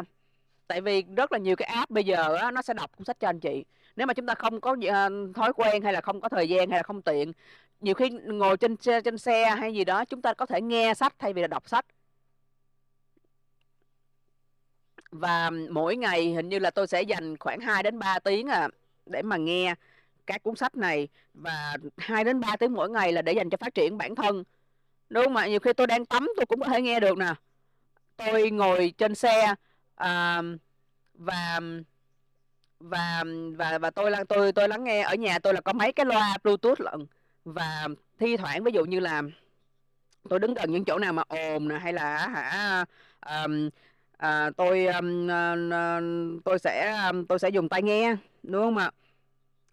Và có một cái cuốn sách của một tác giả Ấn Độ tên là You Can Win, bạn có thể chiến thắng. Các bạn có thể tìm cái tựa sách này bằng tiếng Anh, You Can Win. Và Jim Rohn cũng rất là nhiều sách. Và Jim Rohn hay đề xuất những cái cuốn sách kinh điển như là Người đàn ông người giàu nhất Babylon, như là Cha giàu cha nghèo. Và nói thật là những cái cuốn sách kinh điển như vậy nó có thể tiết kiệm cho chúng ta cả 10 năm cuộc đời. Vâng, một cuốn sách có thể thay đổi cả 10 năm cuộc đời và mang thành công đến sớm hơn cho các bạn. Và các bạn biết không, những cái nguyên tắc của Jim Rohn chia sẻ đó là cuối cùng là không phải là chúng ta đổ lỗi là chúng ta không có tuyến dưới giỏi, chúng ta không có đủ giám sát viên. Chúng ta là ai cái đã, tất cả mọi thứ bắt đầu từ tư duy của người lãnh đạo, tư duy, tâm thế, năng lực của người lãnh đạo. Và các anh chị biết không, chúng ta có sản phẩm tốt từ công ty, đúng không ạ? Những cái sản phẩm chúng ta đã ăn, những cái sản phẩm dinh dưỡng tốt thì nó chỉ mới là những gì chúng ta tiếp nhận qua đường miệng thôi. Còn những gì chúng ta nhìn thấy qua mắt nè, chúng ta nghe qua lỗ tai nè, nó cũng lại là dinh dưỡng cho tư duy, dinh dưỡng cho năng lực, cho tinh thần của chúng ta. Và nhiều người hỏi rằng làm sao mà tôi có thời gian để mà tôi đọc nhiều sách, tôi biết nhiều cuốn như thế này. Thật ra là tôi dùng sách nói, tôi nghe rất là nhiều ạ. Và hãy có cái tư duy chiến lược. Và bây giờ sau khi mà chúng ta đã đầu tư, chúng ta đã học những cái này, thì bây giờ tư duy chiến lược là gì? Đầu tiên là hãy có những cái mục tiêu cụ thể thôi, không cần quá nhiều mục tiêu. Hãy một mục tiêu cụ thể. Và hãy nuôi dưỡng tư duy chiến lược bằng cách là mỗi ngày chúng ta dậy sớm hơn gia đình mình 1 tiếng. Hãy nhìn vào giấc mơ của mình. Tôi nói thật với các anh chị, đây là một thói quen cực kỳ tốt. Cái thời điểm sáng sớm đó đó, những cái gì mà đến với trí não của chúng ta, đến với tư duy của chúng ta là gần như là cái năng lượng được truyền xuống từ vũ trụ vậy đó ạ. Đó là những cái thời khắc rất là đẹp, rất là tích cực trong ngày. Và chúng ta thức dậy sớm như vậy và chúng ta kết nối với những cái tầng năng lượng cao để nhìn vào ước mơ, nhìn vào những mục tiêu của mình. Và tôi cũng tin vào bề trên, nhưng mà tôi cũng tin vào cái việc chủ động theo đuổi ước mơ của mình. Và thật ra là Thượng Đế, vũ trụ nó nằm trong chúng ta rồi các anh chị à. Và tôi đang nhìn ở đây hàng ngàn người, đúng không ạ? Chúng ta đang có gần 2.000 người. Và tất cả các anh chị đều kết nối với vũ trụ, đều có Thượng Đế ở trong chính mình nè. Và những gì mà tôi đang nói ở đây thì thật sự là không phải là ý kiến cá nhân của tôi. Tôi tin rằng đây chính là cái năng lượng mà tôi đang truyền đến các anh chị. Tôi chỉ là một người truyền lửa, tôi chỉ là một người một người đưa tin thôi ạ. Và tôi tin rằng các cái tầng năng lượng cao đó và vũ trụ đang muốn tất cả chúng ta cùng thành công. Và hãy có một cái mục tiêu thôi ạ. Ai cũng muốn có thể trở thành thành viên nhóm phát triển toàn cầu, nhóm triệu phú, nhóm chủ tịch, đúng không ạ? Các bạn viết ra nhá, mục tiêu điểm RO của mình có thể là 2.000 điểm nếu mà mình chưa phải là thành viên nhóm phát triển toàn cầu. Nếu mình là nhóm phát triển toàn cầu mình ghi là 4.000, nếu là mình là thành viên nhóm triệu phú thì mình ghi 10.000. Đấy là mục tiêu, đúng không ạ? Các hãy nghĩ đến cái mục tiêu này và mình cần phải làm gì. Đấy không phải là việc của mình. Việc của mình đó là mình phải nói rằng là tôi sẽ làm được, tôi sẽ đạt được cái điểm RO đó. Vâng ạ, vâng, nếu mà tôi là các bạn ấy, tôi sẽ viết ra từ ngày mai tôi sẽ bảo trợ thêm nhiều người cho tôi và cho hệ thống của tôi. Tôi sẽ làm một cái gì đó mà tôi và đội nhóm của tôi sẽ đi bảo trợ nhiều hơn để tôi có điểm RO tốt hơn. Để làm được việc đó thì tôi sẽ làm gì? Tôi sẽ làm các buổi hôm này, tôi sẽ mời khách của tôi đến các buổi hôm đó. Mình sẽ tổ chức các cái buổi hôm để mình bảo trợ thêm người. Điều thứ hai, tôi không phải ngày nào cũng đi mời từ trước đến giờ, nhưng mà từ ngày mai trở đi để tôi đạt được cái mục tiêu điểm RO đó, tôi sẽ mời 10 người mỗi ngày, tôi đi ra ngoài và tôi sẽ nói chuyện với 10 người mỗi ngày. Và tôi sẽ đặt câu hỏi là xin lỗi anh, xin lỗi chị, anh chị làm gì để cải thiện sức khỏe? Tôi xin được đặt câu hỏi anh chị làm gì để có sức khỏe tốt không? Đấy là câu hỏi chung mà ai cũng có thể là trả lời hết. Tôi đi tập gym, tôi tập yoga, tôi chạy bộ, tôi đi bộ. Bất kể câu trả lời là gì không quan trọng, nhưng mà mục tiêu của mình hỏi câu hỏi đó, mình nói rằng là tôi là huấn luyện viên sức khỏe. Tôi làm trong lĩnh vực dinh dưỡng, tôi có kiến thức về dinh dưỡng, tôi có thể giúp anh chị, hướng dẫn các anh chị. Vâng ạ, 10 người như vậy chúng ta sẽ nói chuyện và đặt câu hỏi về sức khỏe, về dinh dưỡng để đạt được điểm RO ấy. Tôi nghĩ là những người trong hệ thống của tôi phải bắt đầu đi mời này, nếu mà họ bắt đầu tìm ra thành viên mới, khách hàng mới, họ bắt đầu là đi giới thiệu về cơ hội kinh doanh, về sản phẩm thì là chúng ta sẽ phát triển điểm RO. Tháng này mục tiêu của tôi cho đội nhóm của tôi làm thế nào để tìm ra người mới, làm thế nào để mời họ, làm thế nào để giới thiệu về sản phẩm và cơ hội kinh doanh cho họ. Nếu mà người ta không đưa thêm người đến các sự kiện thì tôi sẽ làm gì? Tôi sẽ tổ chức cái sự kiện đó về cách thức và quảng bá các sự kiện. Tôi sẽ dành 1 tiếng để bàn về cách để quảng bá các sự kiện và đưa người đến sự kiện. Thì chúng ta tất cả đều hướng đến là tăng điểm RO. Vậy thì tôi sẽ làm gì? Tôi sẽ có một cái lộ trình cho những giám sát viên nghiêm túc của tôi để trở thành thành viên nhóm phát triển toàn cầu. Tôi sẽ có một cái lộ trình cho thành viên của tôi để thành giám sát viên. Một lộ trình để họ đạt được cái mục tiêu, được cái vị trí cao hơn, và đưa ra một cái lộ trình để khách hàng của tôi trở thành huấn luyện viên, trở thành thành viên của Herbalife để có thành công tốt hơn cho cả hệ thống. Vâng, mà cứ 3 đến 4 ngày tôi lại nghĩ tôi hiện nay là thành viên câu lạc bộ chủ tịch 60K. Vài ngày tôi lại nghĩ đến nó đau đáu về một cái sáng kiến, đó là một cái chương trình Mastermind phát triển điểm RO. Bất kể ai đang là thành viên nhóm thế giới trở lên đều đạt chuẩn, nên là trong tháng 4, tuần đầu tiên của tháng 4 chúng tôi sẽ tổ chức cái Mastermind để phát triển điểm RO để tăng điểm RO, và tôi chuẩn bị cho tất cả các cái sự kiện. Tôi không, bất kể là cho giám sát viên hay là cho thành viên thôi, hay tôi có 23 năm kinh nghiệm và tôi đã đến hơn 20 quốc gia làm diễn giả khách mời, nhưng tôi vẫn phải chuẩn bị cho sự kiện của mình. Tôi vẫn phải tùy biến tùy chỉnh mỗi cái bài nói của mình, bởi vì là mỗi nơi khán giả một khác, đối tượng một khác. Và khi mà như thế ấy, thì là tôi cũng nâng tầm bản thân, tôi cũng rèn giũa cái tư duy của mình khi mà tôi chuẩn bị các cái bài nói như vậy, các chương trình huấn luyện như vậy. Bất kể những anh chị nào hiện nay đang có 10.000 điểm VP thì mình sẽ được ngồi trong cái chương trình huấn luyện dành cho những người có điểm VP cao nhất chẳng hạn, mình là lãnh đạo.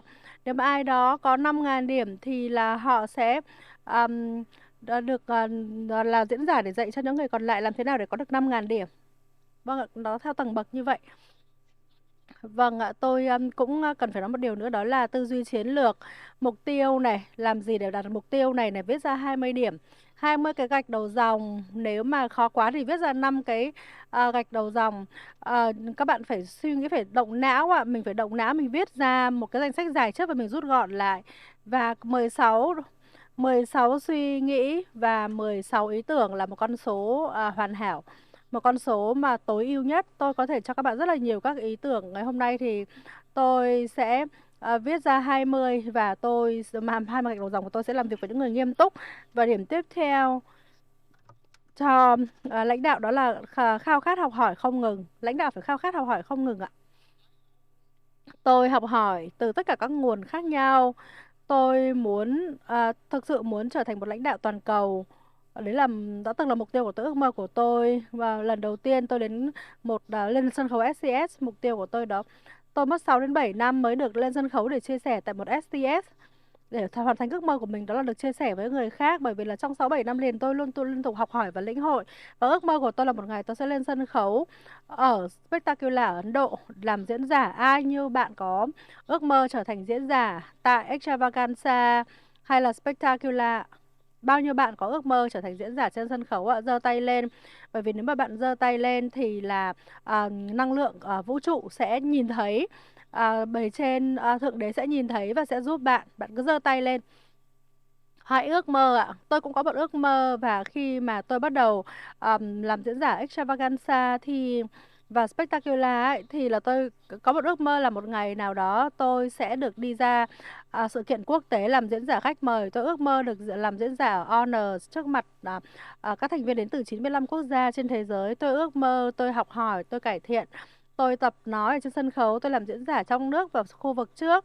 Và tôi ước mơ trở thành diễn giả trên sân khấu quốc tế toàn cầu tại Honors. Và từ năm 2018, liên tục trong nhiều năm liên tiếp, trong hơn 5 đến 6 năm liền, tôi luôn luôn là diễn giả trên sân khấu Honors mỗi năm. Đấy là ước mơ của tôi. Ước mơ của tôi là trở thành diễn giả tuyệt vời nhất, một huấn luyện viên giỏi nhất. Các bạn hãy viết ra mình có thể làm gì để đạt được cái mục tiêu đó, đơn giản thế thôi. Vâng, tiếp theo, tại sao tôi có mặt ở đây ngày hôm nay và tại sao tôi sang Việt Nam? Tôi xin được chia sẻ câu chuyện này. Tại sao tôi được mời sang Indonesia tháng trước để làm diễn giả, và lần này được mời sang Việt Nam làm diễn giả? Có một người nào đó đã hỏi Jim Rohn, làm thế nào để tôi có thể trở thành một lãnh đạo hàng ngàn của một hệ thống hàng ngàn người? Tất cả mọi người đều phải nghe tôi, tất cả mọi người đều làm theo tôi, tất cả mọi người đều thế kia. Câu trả lời rất là đơn giản thôi. Ông ấy nói, Jim Rohn nói, hãy chăm sóc và cẩn thận khi mà chỉ có 2 đến 3 người, và đưa họ đến sự kiện và chăm sóc. Bao nhiêu người mình có mình cũng còn phải chăm sóc họ, nuôi dưỡng họ, để 3 người nhân rộng thành 20 người, 20 người nhân rộng thành 200 người. Hôm nay tôi cảm thấy rất là tự hào, bởi vì là trong hệ thống của tôi, trong đội nhóm của tôi có khoảng 550.000 người ạ. 550.000 người trong hệ thống của tôi đang làm việc, đang hoạt động tích cực. 550.000 thành viên ạ. Tôi còn nhớ những ngày khi mà tôi không xử lý, không làm việc được với cả 2 khách hàng. Làm được với người này thì người kia than phiền và trách móc. Herbalife còn thế này, Herbalife thế kia, tôi đi đây, việc này trả ra đâu vào đâu hết. Nhưng mà hôm nay các bạn thấy đấy, 550.000 người. Hệ thống của chúng tôi đang có 200, không ạ, 20 3 triệu điểm ạ. Hệ thống của tôi, điểm doanh số của hệ thống của tôi là 23 triệu điểm mỗi tháng. 23 triệu điểm mỗi tháng. Đấy là điểm doanh số của hệ thống của tôi. Rất là đáng kinh ngạc đúng không ạ? Vậy thì làm thế nào chúng tôi có được cái kết quả đó? Và tôi rất là tự hào là có 2.300 thành viên nhóm Tab ở trong hệ thống. 2.300 thành viên nhóm Tab bao gồm Get Meal và Get 2.500. Tại sao? Tôi sẽ được chia sẻ với các bạn đơn giản thôi. Tôi rất là nghiêm túc trong hoạt động kinh doanh này. Nếu mà các bạn nghiêm túc thì các bạn sẽ thành công. Sang coi mọi thứ nghiêm túc, chuyện gì xảy ra. Tôi tham gia buổi STS và là vợ tôi bị tai nạn ở một cái sự kiện ghe mà tôi đi tham dự STS, và tôi đang ở một thành phố khác để tham gia STS, và có người gọi điện cho tôi, và có một người ở ngay chỗ bên cạnh vợ tôi và lấy điện thoại gọi cho tôi và nói là vợ tôi đang ở bệnh viện. Chị đấy gọi điện hỏi là anh là ai, tôi là chồng của cô gái có cái điện thoại đấy, và tôi đang ở một cái buổi STS cách vài trăm cây. Tôi chạy xe về và thấy vợ tôi đang nằm ở trên băng ca, máu me đầy mình. Và quy định của chính phủ á, là nếu mà có người có tai nạn thì phải có người nhà ở đó thì bệnh viện mới chăm sóc và thực hiện các cái bước tiếp theo. Và tôi thấy vợ tôi máu me đầy người, và tôi không biết là vợ còn sống hay không. Khi mà vừa nhìn thấy tôi gặp bác sĩ, bác sĩ nói rằng là mọi thứ đã được sắp xếp. Vợ tôi bị bất tỉnh trong 12 ngày và ngồi trong phòng cấp cứu chăm sóc hồi sức tích cực mấy ngày liền, 12 ngày liền. Và trong 12 ngày đó thì là có sự kiện SDS, và thành viên nhóm thế giới và giáo xuất viên của tôi nói rằng là đừng không sao, anh cứ ở nhà để chăm sóc vợ, chúng tôi sẽ để ý và chúng tôi sẽ tổ chức chu toàn cái sự kiện SDS này. Và tôi cũng chỉ nghĩ rằng là hệ thống của tôi đã làm việc rất là chăm chỉ để có được 300 người đến tham dự cái sự kiện đấy. Nếu mà tôi chỉ đến đó 1 tiếng thôi và chia sẻ câu chuyện của tôi thì tôi nghĩ là tôi có thể thay đổi một vài cuộc sống của một vài người ở đó. Nên là tôi đứng dậy và tôi nhờ người khác coi vợ giúp tôi, và tôi về nhà mặc đồ vest và đến STS đó và hỏi tôi rằng là chuyện gì xảy ra đấy, cô chị nhà có khỏe không. Tôi nói là vợ tôi ổn. Tôi lên sân khấu huấn luyện 1 tiếng và không ai biết là hoàn cảnh gia đình của tôi lúc đó lúc nào. Và sau đó tôi xong STS, tôi đi về lại nhà thay đồ ra và quay lại bệnh viện để chăm vợ.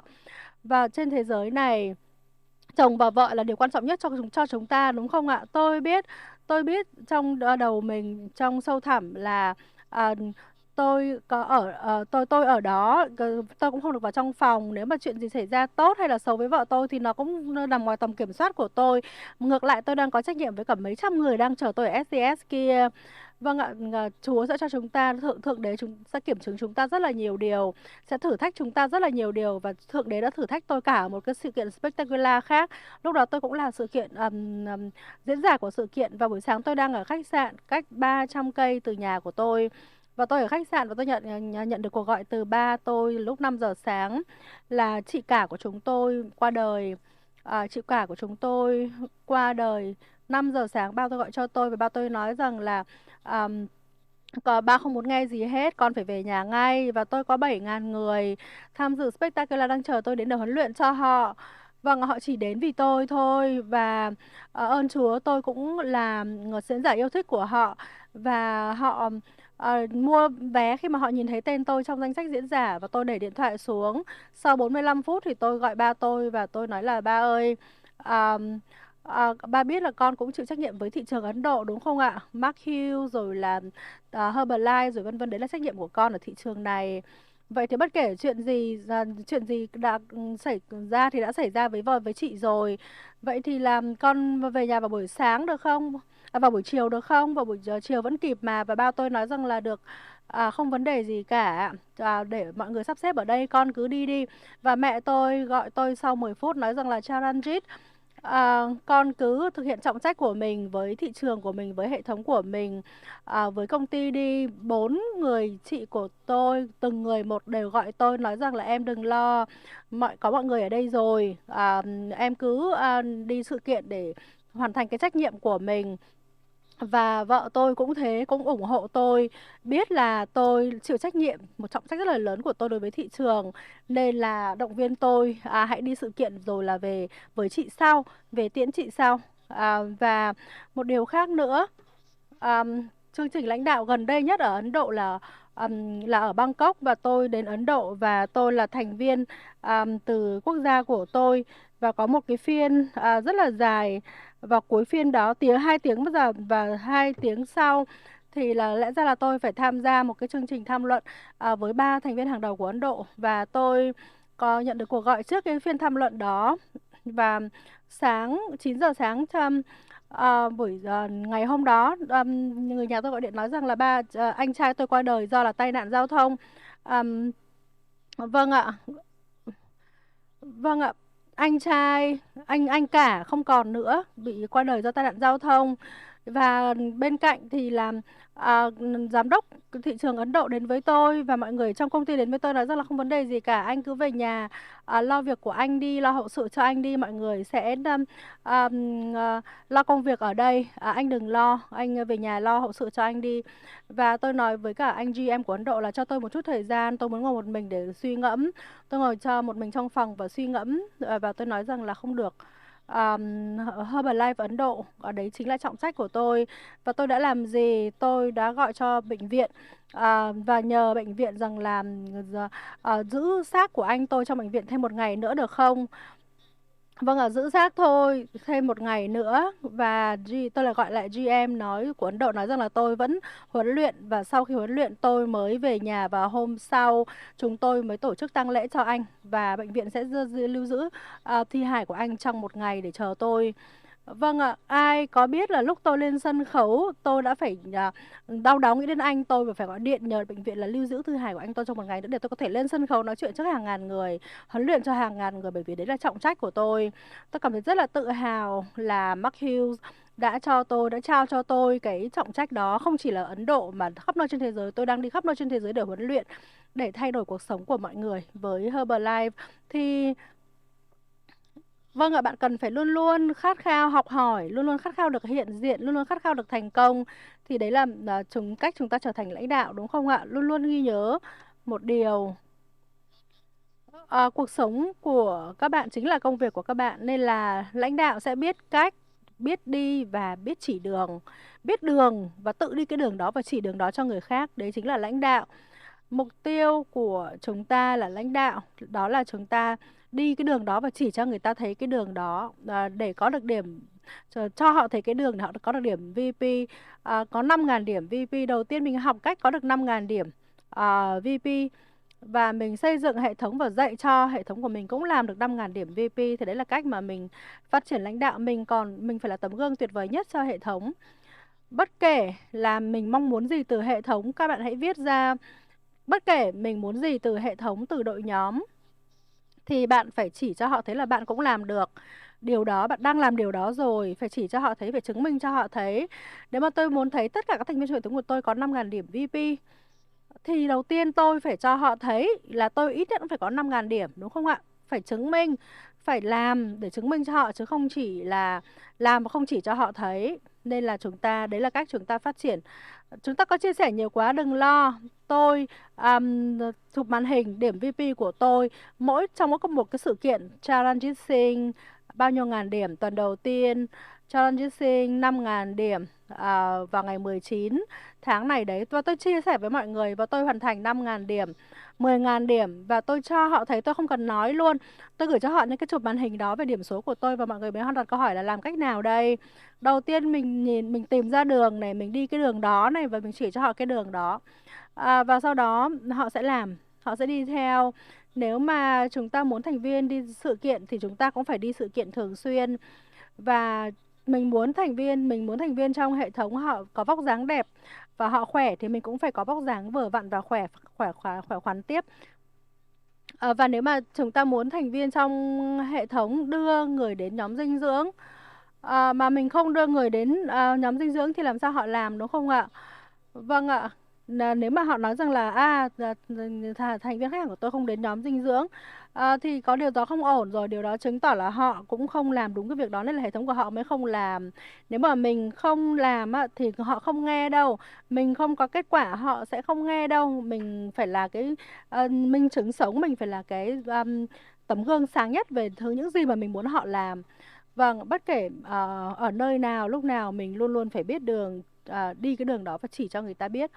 Nếu mà mình thay đổi thì họ sẽ thay đổi. Mình thay đổi thì mọi thứ sẽ thay đổi cho mình. Tháng tới thì tôi sẽ đề ra mục tiêu là có điểm RO như thế này. Năm 2026 mình sẽ làm thế này thế kia. Và câu hỏi của tôi đặt ra là các bạn hãy nhìn lại điểm số của mình trong 6 tháng qua. Kết quả kinh doanh trong 6 tháng qua. Vâng ạ, hệ thống của mình có thể đi ngang trong 6 tháng qua. Nếu mà 6 tháng tới nó cũng tiếp tục đi ngang như thế này thì sao? Nếu mà 6 tháng vừa rồi đi ngang thì khả năng cao là 6 tháng tới cũng đi ngang. Còn nếu mà 6 tháng vừa rồi tăng thì 6 tháng tới sẽ tăng. Bởi vì nó có cái đà đúng không ạ? Nếu mà trừ khi mình muốn thay đổi một cái gì đó, mình muốn đột phá thì nó mới từ đang đi ngang trở nên tăng. Bắt đầu phải làm việc chăm chỉ, có thể là như thế. Và tôi sẽ nói về điều này phần cuối cùng của bài huấn luyện của tôi. Các bạn có hứng thú không ạ với phần này không ạ? Tôi nhờ các bạn vỗ một tràng pháo tay hoặc là cho một ít âm nhạc để chúng ta có thêm năng lượng được không ạ?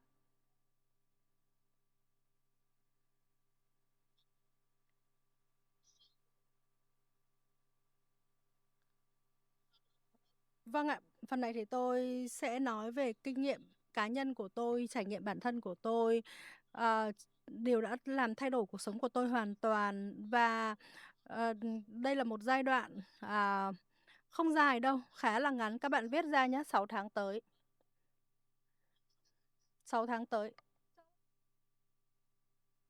Mark Hill và Jim Rohn, mọi người luôn luôn nói về 90 ngày tiếp theo và tôi có thể nói rằng là hai cái 90 ngày tiếp theo, hai kế hoạch 90 ngày tiếp theo. 6 tháng thôi. Nghe các bạn hãy nghe kỹ nhé, 6 tháng tới. Chúng ta phải có một cái hình dung, đúng không ạ? Về cuộc sống của mình, về việc kinh doanh của mình 6 tháng tới. Chứ không thôi chúng ta sẽ không có thể nào mà có những bước nhảy vọt. 6 tháng tiếp theo từ ngày hôm nay, cuộc sống, việc kinh doanh của các anh chị sẽ thay đổi hoàn toàn. Chúng ta phải có cái kế hoạch và chúng ta phải tập trung 4 điều sau ạ. Đầu tiên, làm việc chăm chỉ. 6 tháng tiếp theo, làm việc và làm việc. Sẽ là hai cái kế hoạch 90 ngày đúng không ạ? 6 tháng nữa, mỗi ngày kiên trì. Chứ không phải là hứng lên mới làm, phải có sự nhất quán mỗi ngày.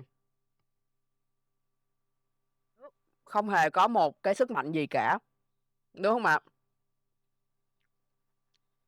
Mà chúng ta hay nói nước chảy đá mòn. Mỗi giọt nước mà cứ nhiễu lên một tảng đá qua nhiều năm thì sao ạ? Đá mòn, có khi đá nứt ra luôn.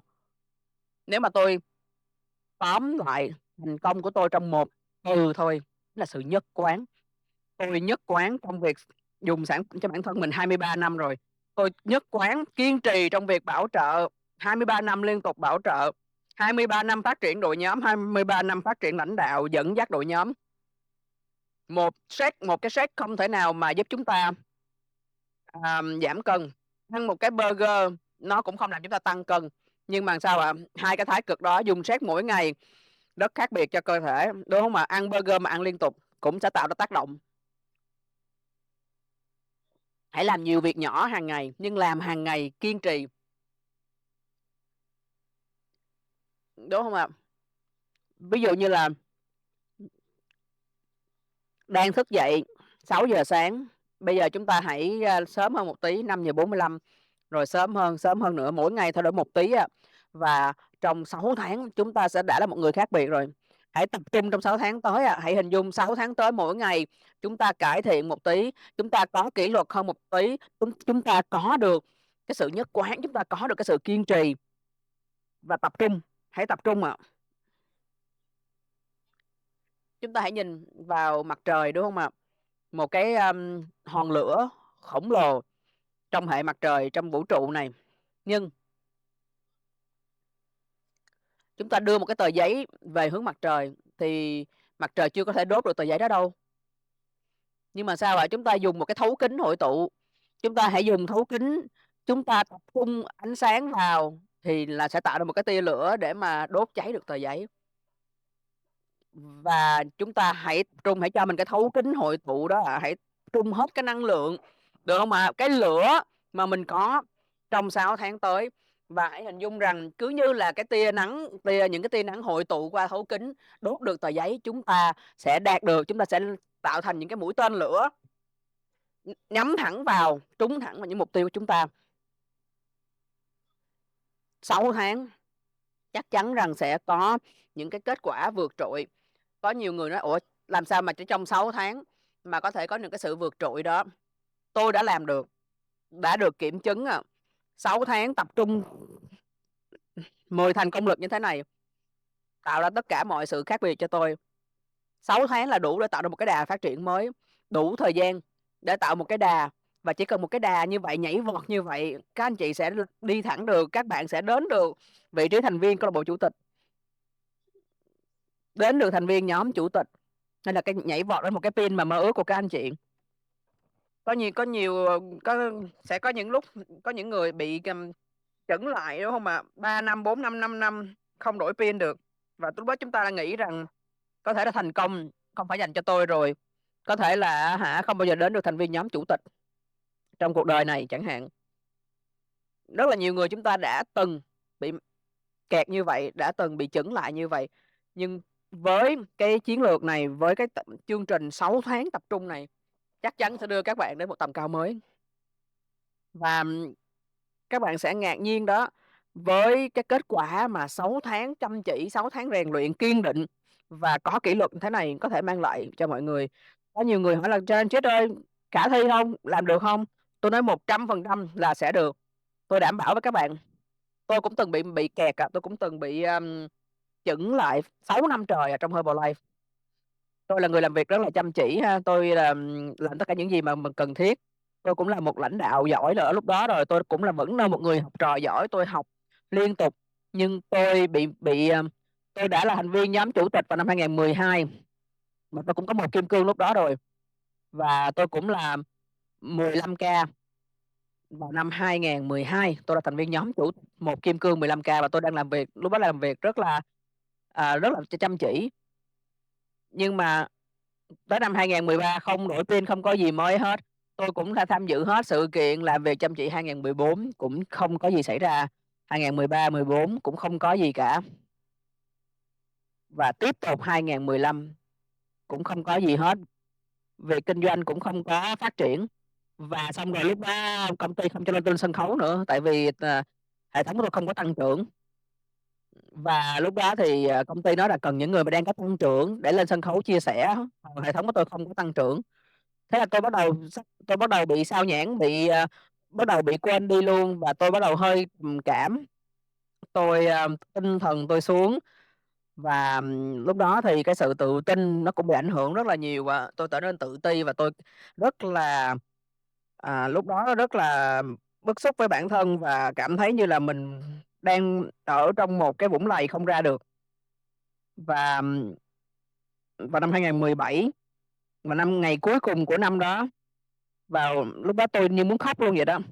Và tôi nói là không, tôi không thể nào mà cứ sống như vậy, tôi không thể nào mà đây không thể nào là cái chương cuối cùng, đây không thể nào là cách mà tôi sẽ cứ bị như vậy đến cuối đời được.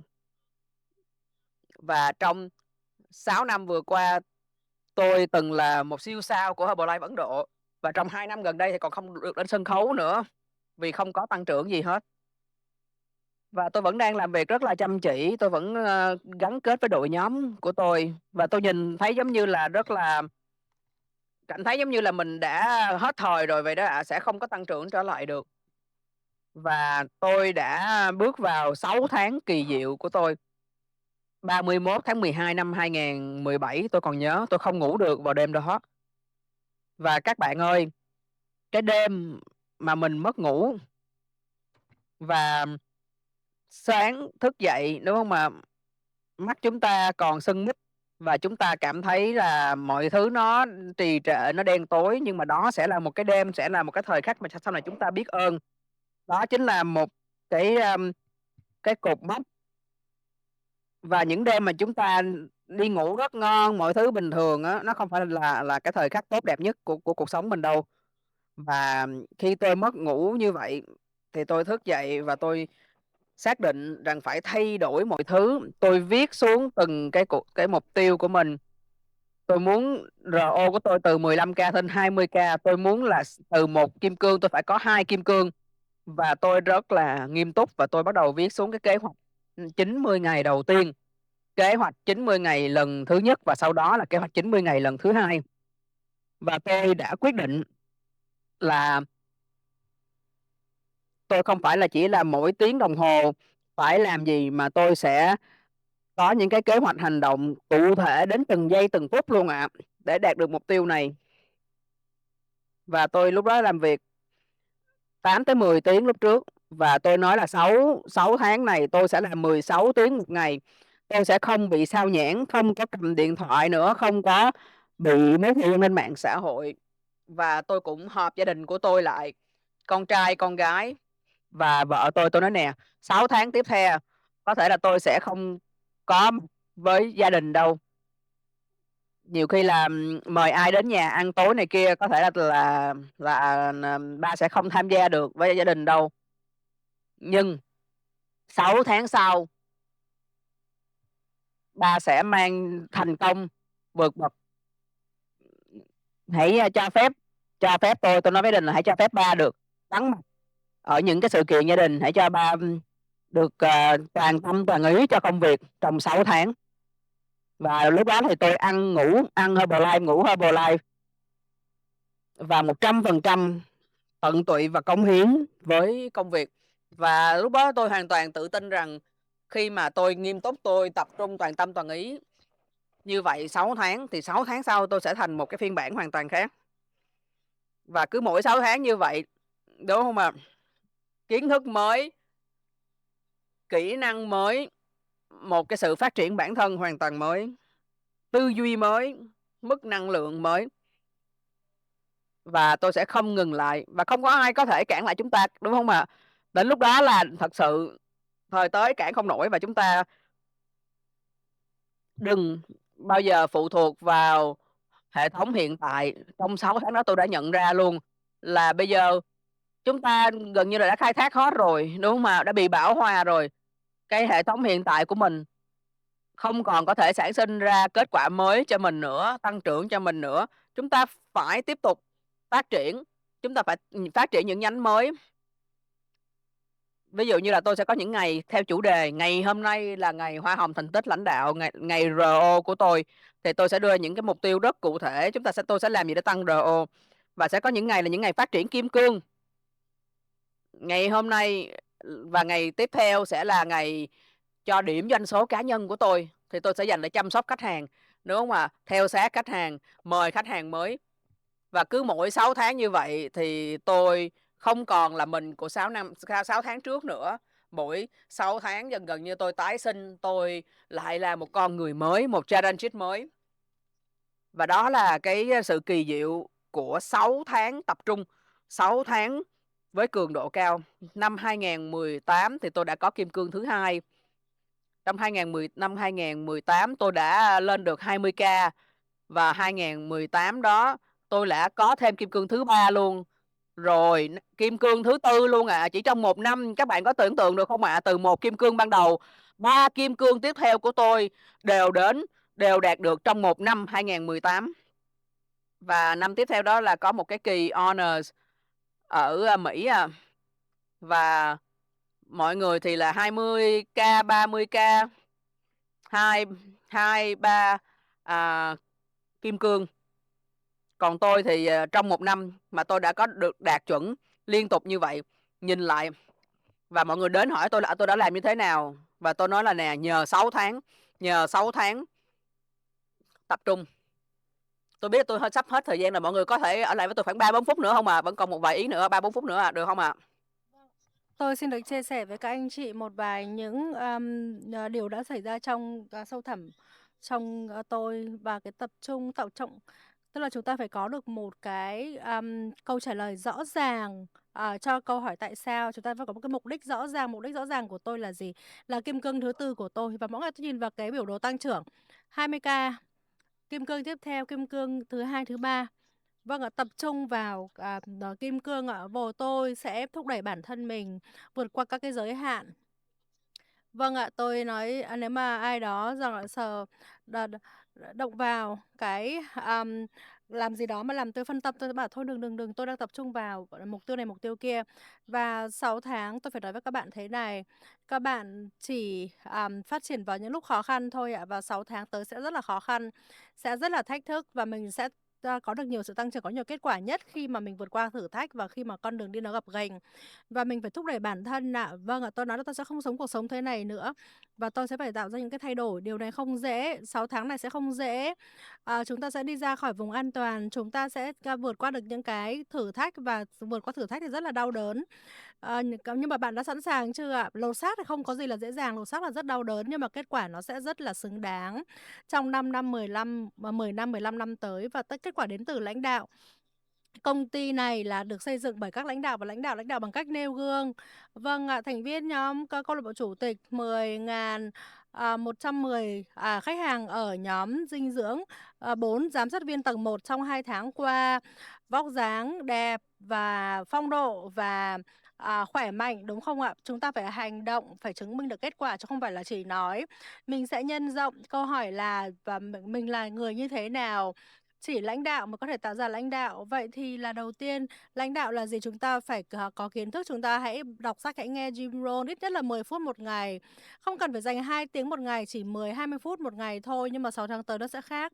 1 năm nữa sẽ khác, 3 năm khác, mình sẽ là một người hoàn toàn khác, ở một thế giới hoàn toàn khác. Câu hỏi của tôi cho các bạn đó là gì? Các bạn có nghĩ là Herbalife có thể hoàn thành tất cả ước mơ của bạn hay không? Các bạn có nghĩ là mình sẽ hoàn thành ước mơ ở Herbalife không? Tất cả những ước mơ của mình, câu trả lời là có, đúng không ạ? Câu hỏi của tôi thứ hai là bạn có nghĩ là cách mà bạn đang làm việc sẽ giúp bạn đạt được cái ước mơ của mình hay không? Câu trả lời là không, đúng không ạ? Chúng ta đều không làm việc, không ở một cái chế độ để đạt được tất cả những cái ước mơ của mình trong cuộc sống, đúng không ạ? Chúng ta phải thay đổi. Tiếp theo, mình phải viết ra những cái, mục tiêu của chúng ta phải được viết ra rõ ràng, viết ra mới đạt được. Vâng ạ, tôi xin được chia sẻ với các bạn thế này, tại sao các bạn chưa đạt được ước mơ cho đến thời điểm này? Có phải là do sức khỏe của bạn không? Không. Có phải là do là bạn, không có đủ trình độ học vấn không? Chắc chắn là không. Do là gia đình của bạn không hỗ trợ bạn chắc chắn không phải là như thế. Rất là nhiều người đã hỗ trợ ở những cái, hoàn cảnh mà gia đình không hề ủng hộ họ. Vâng ạ, bạn có vấn đề về cá nhân không? Không vấn đề gì cả. Bạn không có kỹ năng hay thế nào? Không phải, đấy là lý do mà bạn không tăng trưởng.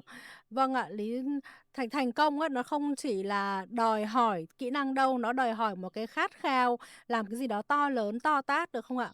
Và vấn đề duy nhất ấy, vấn đề không phải là bằng cấp hay là kỹ năng hay là tri thức hay là vấn đề cá nhân, vấn đề là chỉ ở bạn mà thôi. Vấn đề nằm ở chính bạn. Vâng ạ. Bạn phải đi ra khỏi vùng an toàn và bạn phải vận động. Mark Hughes luôn luôn nói rằng là thành công của bạn, vâng ạ, chỉ bị giới hạn bởi trí tưởng tượng và khả năng làm việc chăm chỉ của bạn mà thôi. Vâng ạ, các bạn đừng để, khả năng làm việc hay là trí tưởng tượng giới hạn cái thành công của bạn, hãy để nó khơi thông tiềm năng của bạn. Việt Nam đã sẵn sàng lên một tầm cao mới, thị trường Việt Nam, thời của Việt Nam đang đến. Và với các lãnh đạo ở đây tôi phải nói thế này, các bạn là số 1 của châu Á trong nhiều năm qua. Các bạn là số 1 ở châu Á trong nhiều năm qua rồi, chúng tôi cũng là số 1 ở châu Á trong nhiều năm như các bạn biết không? Hôm nay chúng tôi là số 1 của thế giới, Ấn Độ là số 1 của thế giới. Và có một điều thế này, với những cái rào cản về mặt môi trường luật định mà tôi tìm hiểu được qua việc là nói chuyện với anh Thắng và các câu lạc bộ chủ tịch ở Việt Nam, tôi thấy là các bạn khó khăn như thế mà vẫn phát triển được như thế, chứng tỏ là các bạn đã làm tốt hơn Ấn Độ. Vâng ạ, các bạn là, số 1 ở châu Á và không điều gì, ngăn cản các bạn trở thành số 1 của thế giới cả. Các bạn đã gặp những cái khó khăn về môi trường quy định như vậy mà các bạn vẫn là số 1 của Đông Nam Á, của châu Á Thái Bình Dương thì không có lý do gì các bạn không trở thành số 1 của thế giới. Chúc các bạn thành công và cảm ơn các bạn đã lắng nghe. Xin cảm ơn.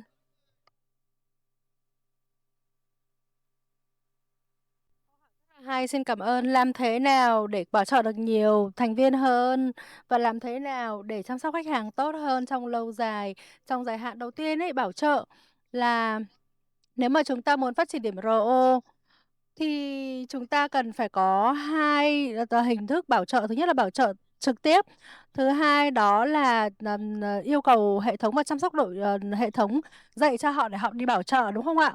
Vậy thì hỏi xem là ai muốn bảo trợ người mới, những người mà nằm ở ngoài cái phạm vi ảnh hưởng tức là chúng ta phải lựa chọn các hoạt động mà mình làm, phải làm hàng ngày đều đặn hàng ngày ạ. Nếu mà chúng ta làm mạng xã hội thì chúng ta đừng dành nhiều thời gian quá, 30 phút ở trên mạng xã hội chúng ta có thể đăng bài, chia sẻ một số các câu chuyện. Bất kể là câu chuyện như thế nào, mình có thể là chia sẻ, chúng tôi chia sẻ kết quả hàng ngày ạ, chia sẻ về kết quả này, trên Instagram này, trên Facebook và trên WhatsApp, status, chúng ta chia sẻ chúng tôi thực hiện các, shake party, đúng không ạ? Cái lúc mà thành viên giảm được 3 cân chẳng hạn, thì chúng ta sẽ gọi điện sẽ chúc mừng anh đã giảm được 3 cân.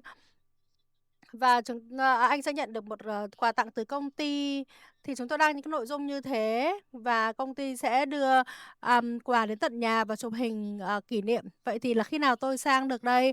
Nếu mà các bạn nói như thế thì họ sẽ nói luôn là "Anh đến luôn đi, đến luôn đi." Vâng ạ, thì bất kể khi nào mà tôi đến các buổi, home thì tôi đều nhắn cho họ là tôi đang đến đây và, tôi luôn gọi là, uống trà với, thành viên này, kiểm tra sức khỏe này, rồi là làm mọi việc hoạt động với nhau. Tại sao chúng ta không mang 3 4 người đến với các cái hoạt động đó để họ nhìn thấy các câu chuyện thành công, họ được truyền cảm hứng, đúng không ạ? Và đấy là những cái nơi mà năng lượng rất là tích cực.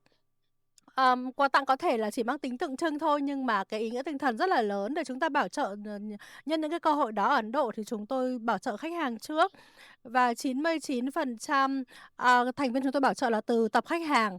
Chúng ta phải, bổ sung các cái hoạt động với khách hàng, có thể là shake party, có thể là các cái, quầy pha shake ở các cái công viên, các cái nơi công cộng mà mình được cấp phép để dựng lên. Chúng tôi làm tất cả những gì có thể để, thu hút mọi người đến và để bảo trợ. Và chúng tôi có các cái buổi, home thường kỳ. Ở một thành phố, bất kể là, chúng ta muốn bảo trợ ở đâu, chúng ta phải có ít nhất là 3 sự kiện home một tháng, và sau đó là chăm sóc và huấn luyện thêm. Chúng ta bảo trợ, và đưa cho họ đến những cái sự kiện tiếp theo, chương trình huấn luyện tiếp theo, sự kiện tiếp theo, đấy là cách mà chúng tôi bảo trợ. Và đối với tôi ấy, là lãnh đạo ấy, các bạn đang là thành viên nhóm triệu phú, các bạn cần phải đi huấn luyện nào. Các bạn phải có một cái hệ thống hỗ trợ để cho thành viên đội nhóm của mình cũng đi bảo trợ. Để chúng ta cùng nhau hỗ trợ công tác bảo trợ. Chúng ta có một hệ thống hỗ trợ này, và mình, bảo trợ tầng 1 của chính mình nữa, mình, bảo trợ trực tiếp nữa. Mỗi tháng thì tôi bảo trợ thêm 5 đến 6 khách hàng mới. Và tôi từ đó, chuyển, 4 đến 5 khách hàng đó thành thành viên. Vâng ạ, quan trọng á, con số có thể là không lớn nhưng mà chúng ta cứ làm đều đặn thì là tích tiểu thành đại. Sau 1 năm con số đó rất là lớn. Bảo trợ ấy, thông qua các buổi home này, thông qua các cái hội thảo về sức khỏe này, và thông qua phân tích, sức khỏe này, rồi là đánh giá sức khỏe, vân vân, thông qua các cái mẫu biểu mà chúng ta có sẵn đấy, đấy là những gì mà chúng tôi làm. Còn tiếp theo về chăm sóc khách hàng, một câu hỏi rất là đơn giản thôi, nếu mà mình, đặt, câu hỏi với khách hàng nhá, thì mình gọi điện thoại lên mình hỏi rằng là "Anh chị có hài lòng với dịch vụ và sản phẩm không?" Đấy là câu hỏi rất là đơn giản mình có thể đọc. Nếu mà họ nói là họ hài lòng thì tốt, họ không thì mình sẽ hỏi thêm là "Bạn có uống đủ nước hay không? Bạn có uống shake hàng ngày hay không? Bạn có ăn lành mạnh hay không?" Đối với hệ thống của tôi ấy, để chăm sóc khách hàng tốt ấy, thì là chúng tôi dành 1 tiếng mỗi ngày cố định, 10 đến 11 giờ hay là 11 giờ đến 12 giờ chúng tôi ngồi lại cầm điện thoại lên và tắt các cái mạng xã hội, tắt internet đi để khỏi bị phân tâm và chăm sóc khách hàng và hỏi xem họ có hài lòng với kết quả hay không, với sản phẩm hay không.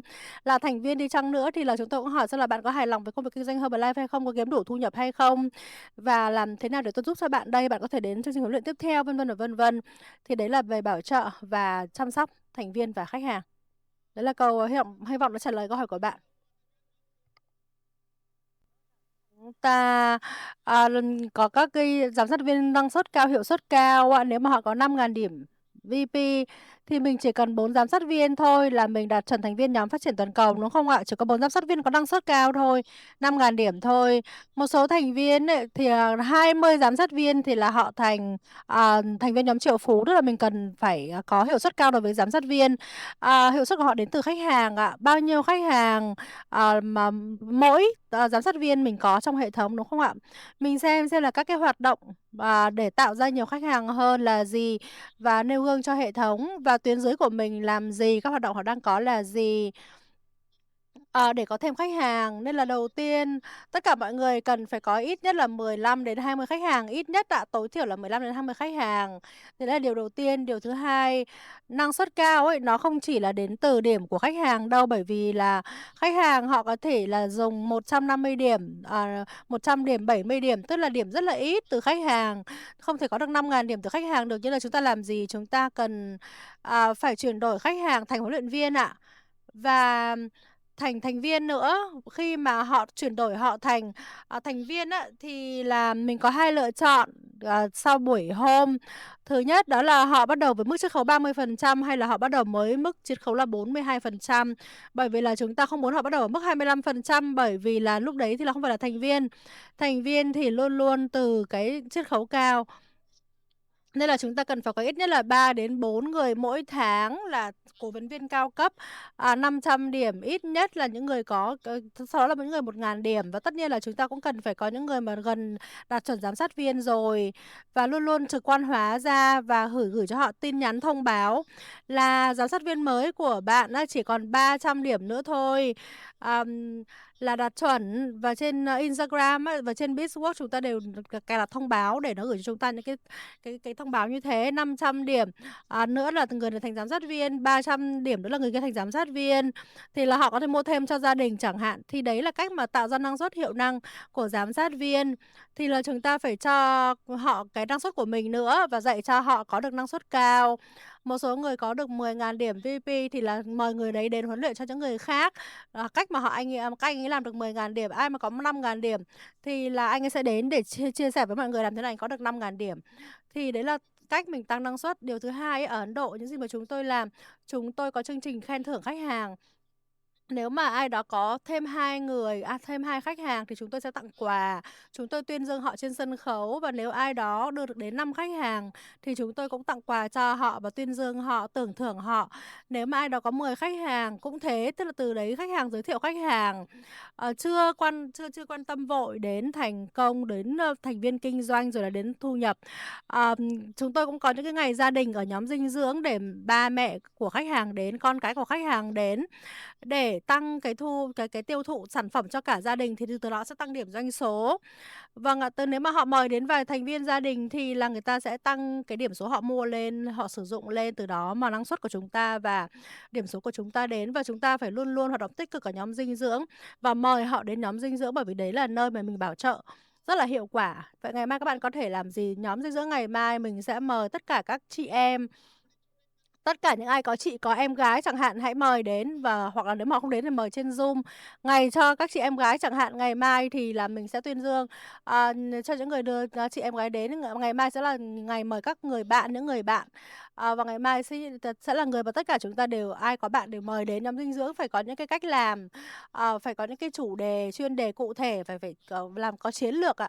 Tức là nghe như vậy thì nó sẽ hay hơn là một cái ngày hoạt động nhóm dinh dưỡng thông thường. Vâng, đấy là cách mà chúng tôi nâng cao năng suất. Xin cảm ơn. Vâng ạ, câu hỏi rất là hay. Làm thế nào để chúng ta có được những luồng gió mới từ thế hệ trẻ, đúng không ạ? Thế hệ Z, thế hệ trẻ đến kinh doanh với Herbalife.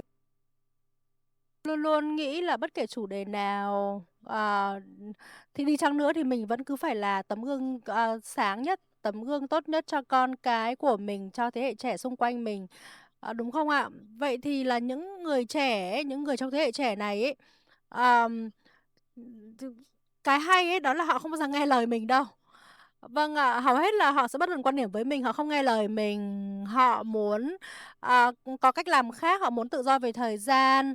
Tiền thì ok nhưng mà họ muốn có tự do về thời gian này. Và họ muốn là vừa làm và vừa vui, vừa tận hưởng cuộc sống cơ. Và họ muốn làm ít giờ hơn, nếu mà mình nói là làm 14 giờ họ sẽ đi luôn. Họ nói là tôi làm cùng lắm là nửa tiếng, bắt tôi làm 14 tiếng. Vậy thì tôi lấy ví dụ về con tôi nhá. Tôi có con trai, một cậu con trai 22 tuổi. Và con tôi, nó đi học đại học. Lúc đó học đại học á thì là con tôi muốn, tìm kiếm một sự nghiệp và không hề nghĩ đến làm Herbalife một chút nào cả. Cha là thành viên câu lạc bộ chủ tịch mà con thì không hề nghĩ về Herbalife. Và tôi không bao giờ ép con hết, tôi không bao giờ bắt ép con, chúng ta đừng bao giờ bắt ép con làm Herbalife nhá, đấy là điều thứ nhất. Điều thứ hai, tôi làm gì? Con tôi nói là "Ba ơi", lúc đấy thì là con tôi bắt đầu đi học đại học và cách nhà 100 cây. Và con tôi nói là ba ơi, vâng ạ, vâng ạ, con ba cử xe BMW của gia đình đưa con đi học được không?" Tôi bảo là "Không, con đi xe buýt đi học." Và con tôi đi học 3 năm liền, bắt xe buýt đi học, mồ hôi đầm đìa mỗi ngày. Tôi cũng đau khổ lắm khi mà thấy con phải như thế, nhưng mà tôi muốn con tôi hiểu là không cái gì là tự đến, không có gì là tất lẽ dĩ ngẫu hết, phải nỗ lực mới có được một cái cuộc sống nhất định. Vâng, nên là tôi muốn con tôi trải nghiệm cái cuộc sống đó, mặc dù là rất là đau lòng. Và sau 3 năm, con tôi nói với tôi là "Ba ơi, tôi muốn có một cái xe", con gái tôi cũng thế, đi học và nói là cho con muốn có một cái xe máy đi học. Chi phí lúc đó thì rất là lớn. Tôi, nói với con là "Ba sẽ cho con một cái xe máy nếu mà con kiếm được cho ba 30 khách hàng." Và con tôi nói rằng là "Ôi, 30 khách hàng làm sao con có được?" Và con tôi kêu ca đó, nhưng về sau đã có được 30 khách hàng để kiếm được không, mà mới đầu có được 12 khách hàng. Sau 12 khách hàng là tôi thương quá và tôi, tặng cho cái xe, nên là con ta phải hiểu giá trị của lao động và giá trị của tiền bạc ạ. Chứ không, mọi thứ tiền bạc không tự đến, phải nỗ lực, phải chăm chỉ, phải chầy ra sức vậy mới có ạ. Mình không có cái gì cho con cảm thấy cái gì là dễ dàng hết và hiểu được giá trị của lao động và tiền bạc. Vâng ạ, Spectacular hay là Extravaganza sắp đến, con tôi ấy cần phải biết là cuộc sống này khó khăn, cuộc sống tất cả mọi thứ không dễ. Tất cả những cái thành viên ngồi ở trên hàng đầu, ghế đầu này á, họ đã phải hy sinh rất nhiều, khó khăn rất nhiều, vất vả rất nhiều mới ngồi được ở trên đây. Con tôi bây giờ là thành viên nhóm thế giới tích cực ạ, đang chuẩn bị đạt chuẩn nhóm thế giới tích cực vào tháng này đây ạ. Cách đây 3 đến 4 ngày, con tôi nói với tôi là "Ba ơi, con sẽ đạt được 5.000 điểm tháng này." Tôi bảo "Wow, mọi thứ đang đi vào quỹ đạo rồi đấy." Nếu mà tức là vấn đề là tôi không bắt ép con, tôi cho con tôi thấy giá trị, tôi để viết ra giấy bút, cuộc sống của mình thế này, nếu mà mình làm việc này 30 năm mình sẽ thành công, mình đến level làm việc kia. Ngành nghề thế nào đi chăng nữa, mất bao nhiêu năm, đối với cả Herbalife chỉ có làm 3 năm tập trung thôi là đã được tận hưởng cuộc sống rồi. Thì đấy là cách mà tôi chỉ cho con tôi. Và con gái tôi thì là chuyên gia dinh dưỡng. Con tôi học dinh dưỡng, học đại học ngành dinh dưỡng và, dinh dưỡng ấy và cái ngành nghề của Herbalife khá là tương đồng, khá là hợp. Và con tôi nói là "Ba ơi, con sẽ không làm Herbalife đâu, không muốn làm Herbalife đâu." Và, con tôi nói rằng vâng ạ, và luôn luôn tôi hỏi là "Tại sao con không muốn làm Herbalife?" Và con tôi mới mách mẹ là "Ba cứ hỏi con tại sao không làm Herbalife, tại sao con tôi không muốn làm, bởi vì là con tôi thấy tôi mỗi ngày chạy, mét, chạy 300 cây số để đi huấn luyện cho thành viên, đi sự kiện." Con tôi nói là "Thấy ba vất vả quá, dậy sớm thức khuya rồi lại phải đi đó đi đây." Thế hệ trẻ thích đi ngủ ngủ trễ, ngủ nướng, đúng không ạ? Vậy thế tôi làm gì? Vừa may cũng như là vừa không may, có một điều đã xảy ra năm 2020. Chúng ta thấy là đại dịch đến rồi, tất cả mọi người đều làm việc từ nhà, đúng không ạ? Các anh chị còn nhớ chúng ta có chương trình huấn luyện của bác sĩ Hiber, chúng ta được huấn luyện bởi Luigi Gratton, rồi là các cái tiến sĩ khác, Luigi Granaro. Và tôi nói với con tôi là, "Chủ đề của con này, đang huấn luyện về dinh dưỡng này, ba chẳng hiểu gì cả, ba không có kiến thức khoa học nên là nghe giúp ba mới." Con tôi ngồi nghe và nói với tôi rằng là "Ba ơi, đây là một thế giới hoàn toàn khác so với con nghĩ. Các chuyên gia dinh dưỡng của Herbalife thật là tuyệt vời ạ." Vâng ạ, những gì mà con biết đi nó cổ hủ lắm rồi. Đây những điều mà bác sĩ và chuyên gia của Herbalife nói toàn là những điều tối tân, toàn là những cái khoa học mới mẻ thôi. Và con tôi gần như là choáng ngợp và rất là ấn tượng trước tài năng của các cái tiến sĩ, bác sĩ ở Herbalife, và con tôi đã quyết định làm Herbalife. Hiện nay con tôi là thành viên nhóm chủ tịch 15K. Vâng ạ, 28 tuổi và là thành viên nhóm chủ tịch 15K. Chúng ta luôn nhớ nhá, điều mà tôi vừa nói với các bạn đấy, chúng ta hãy truyền cảm hứng thay vì là bắt ép và đưa ra những cái lời khuyên tích cực ạ. Chúng ta luôn luôn phải vui, phải, tích cực và kể những câu chuyện có thật và đừng bắt ép.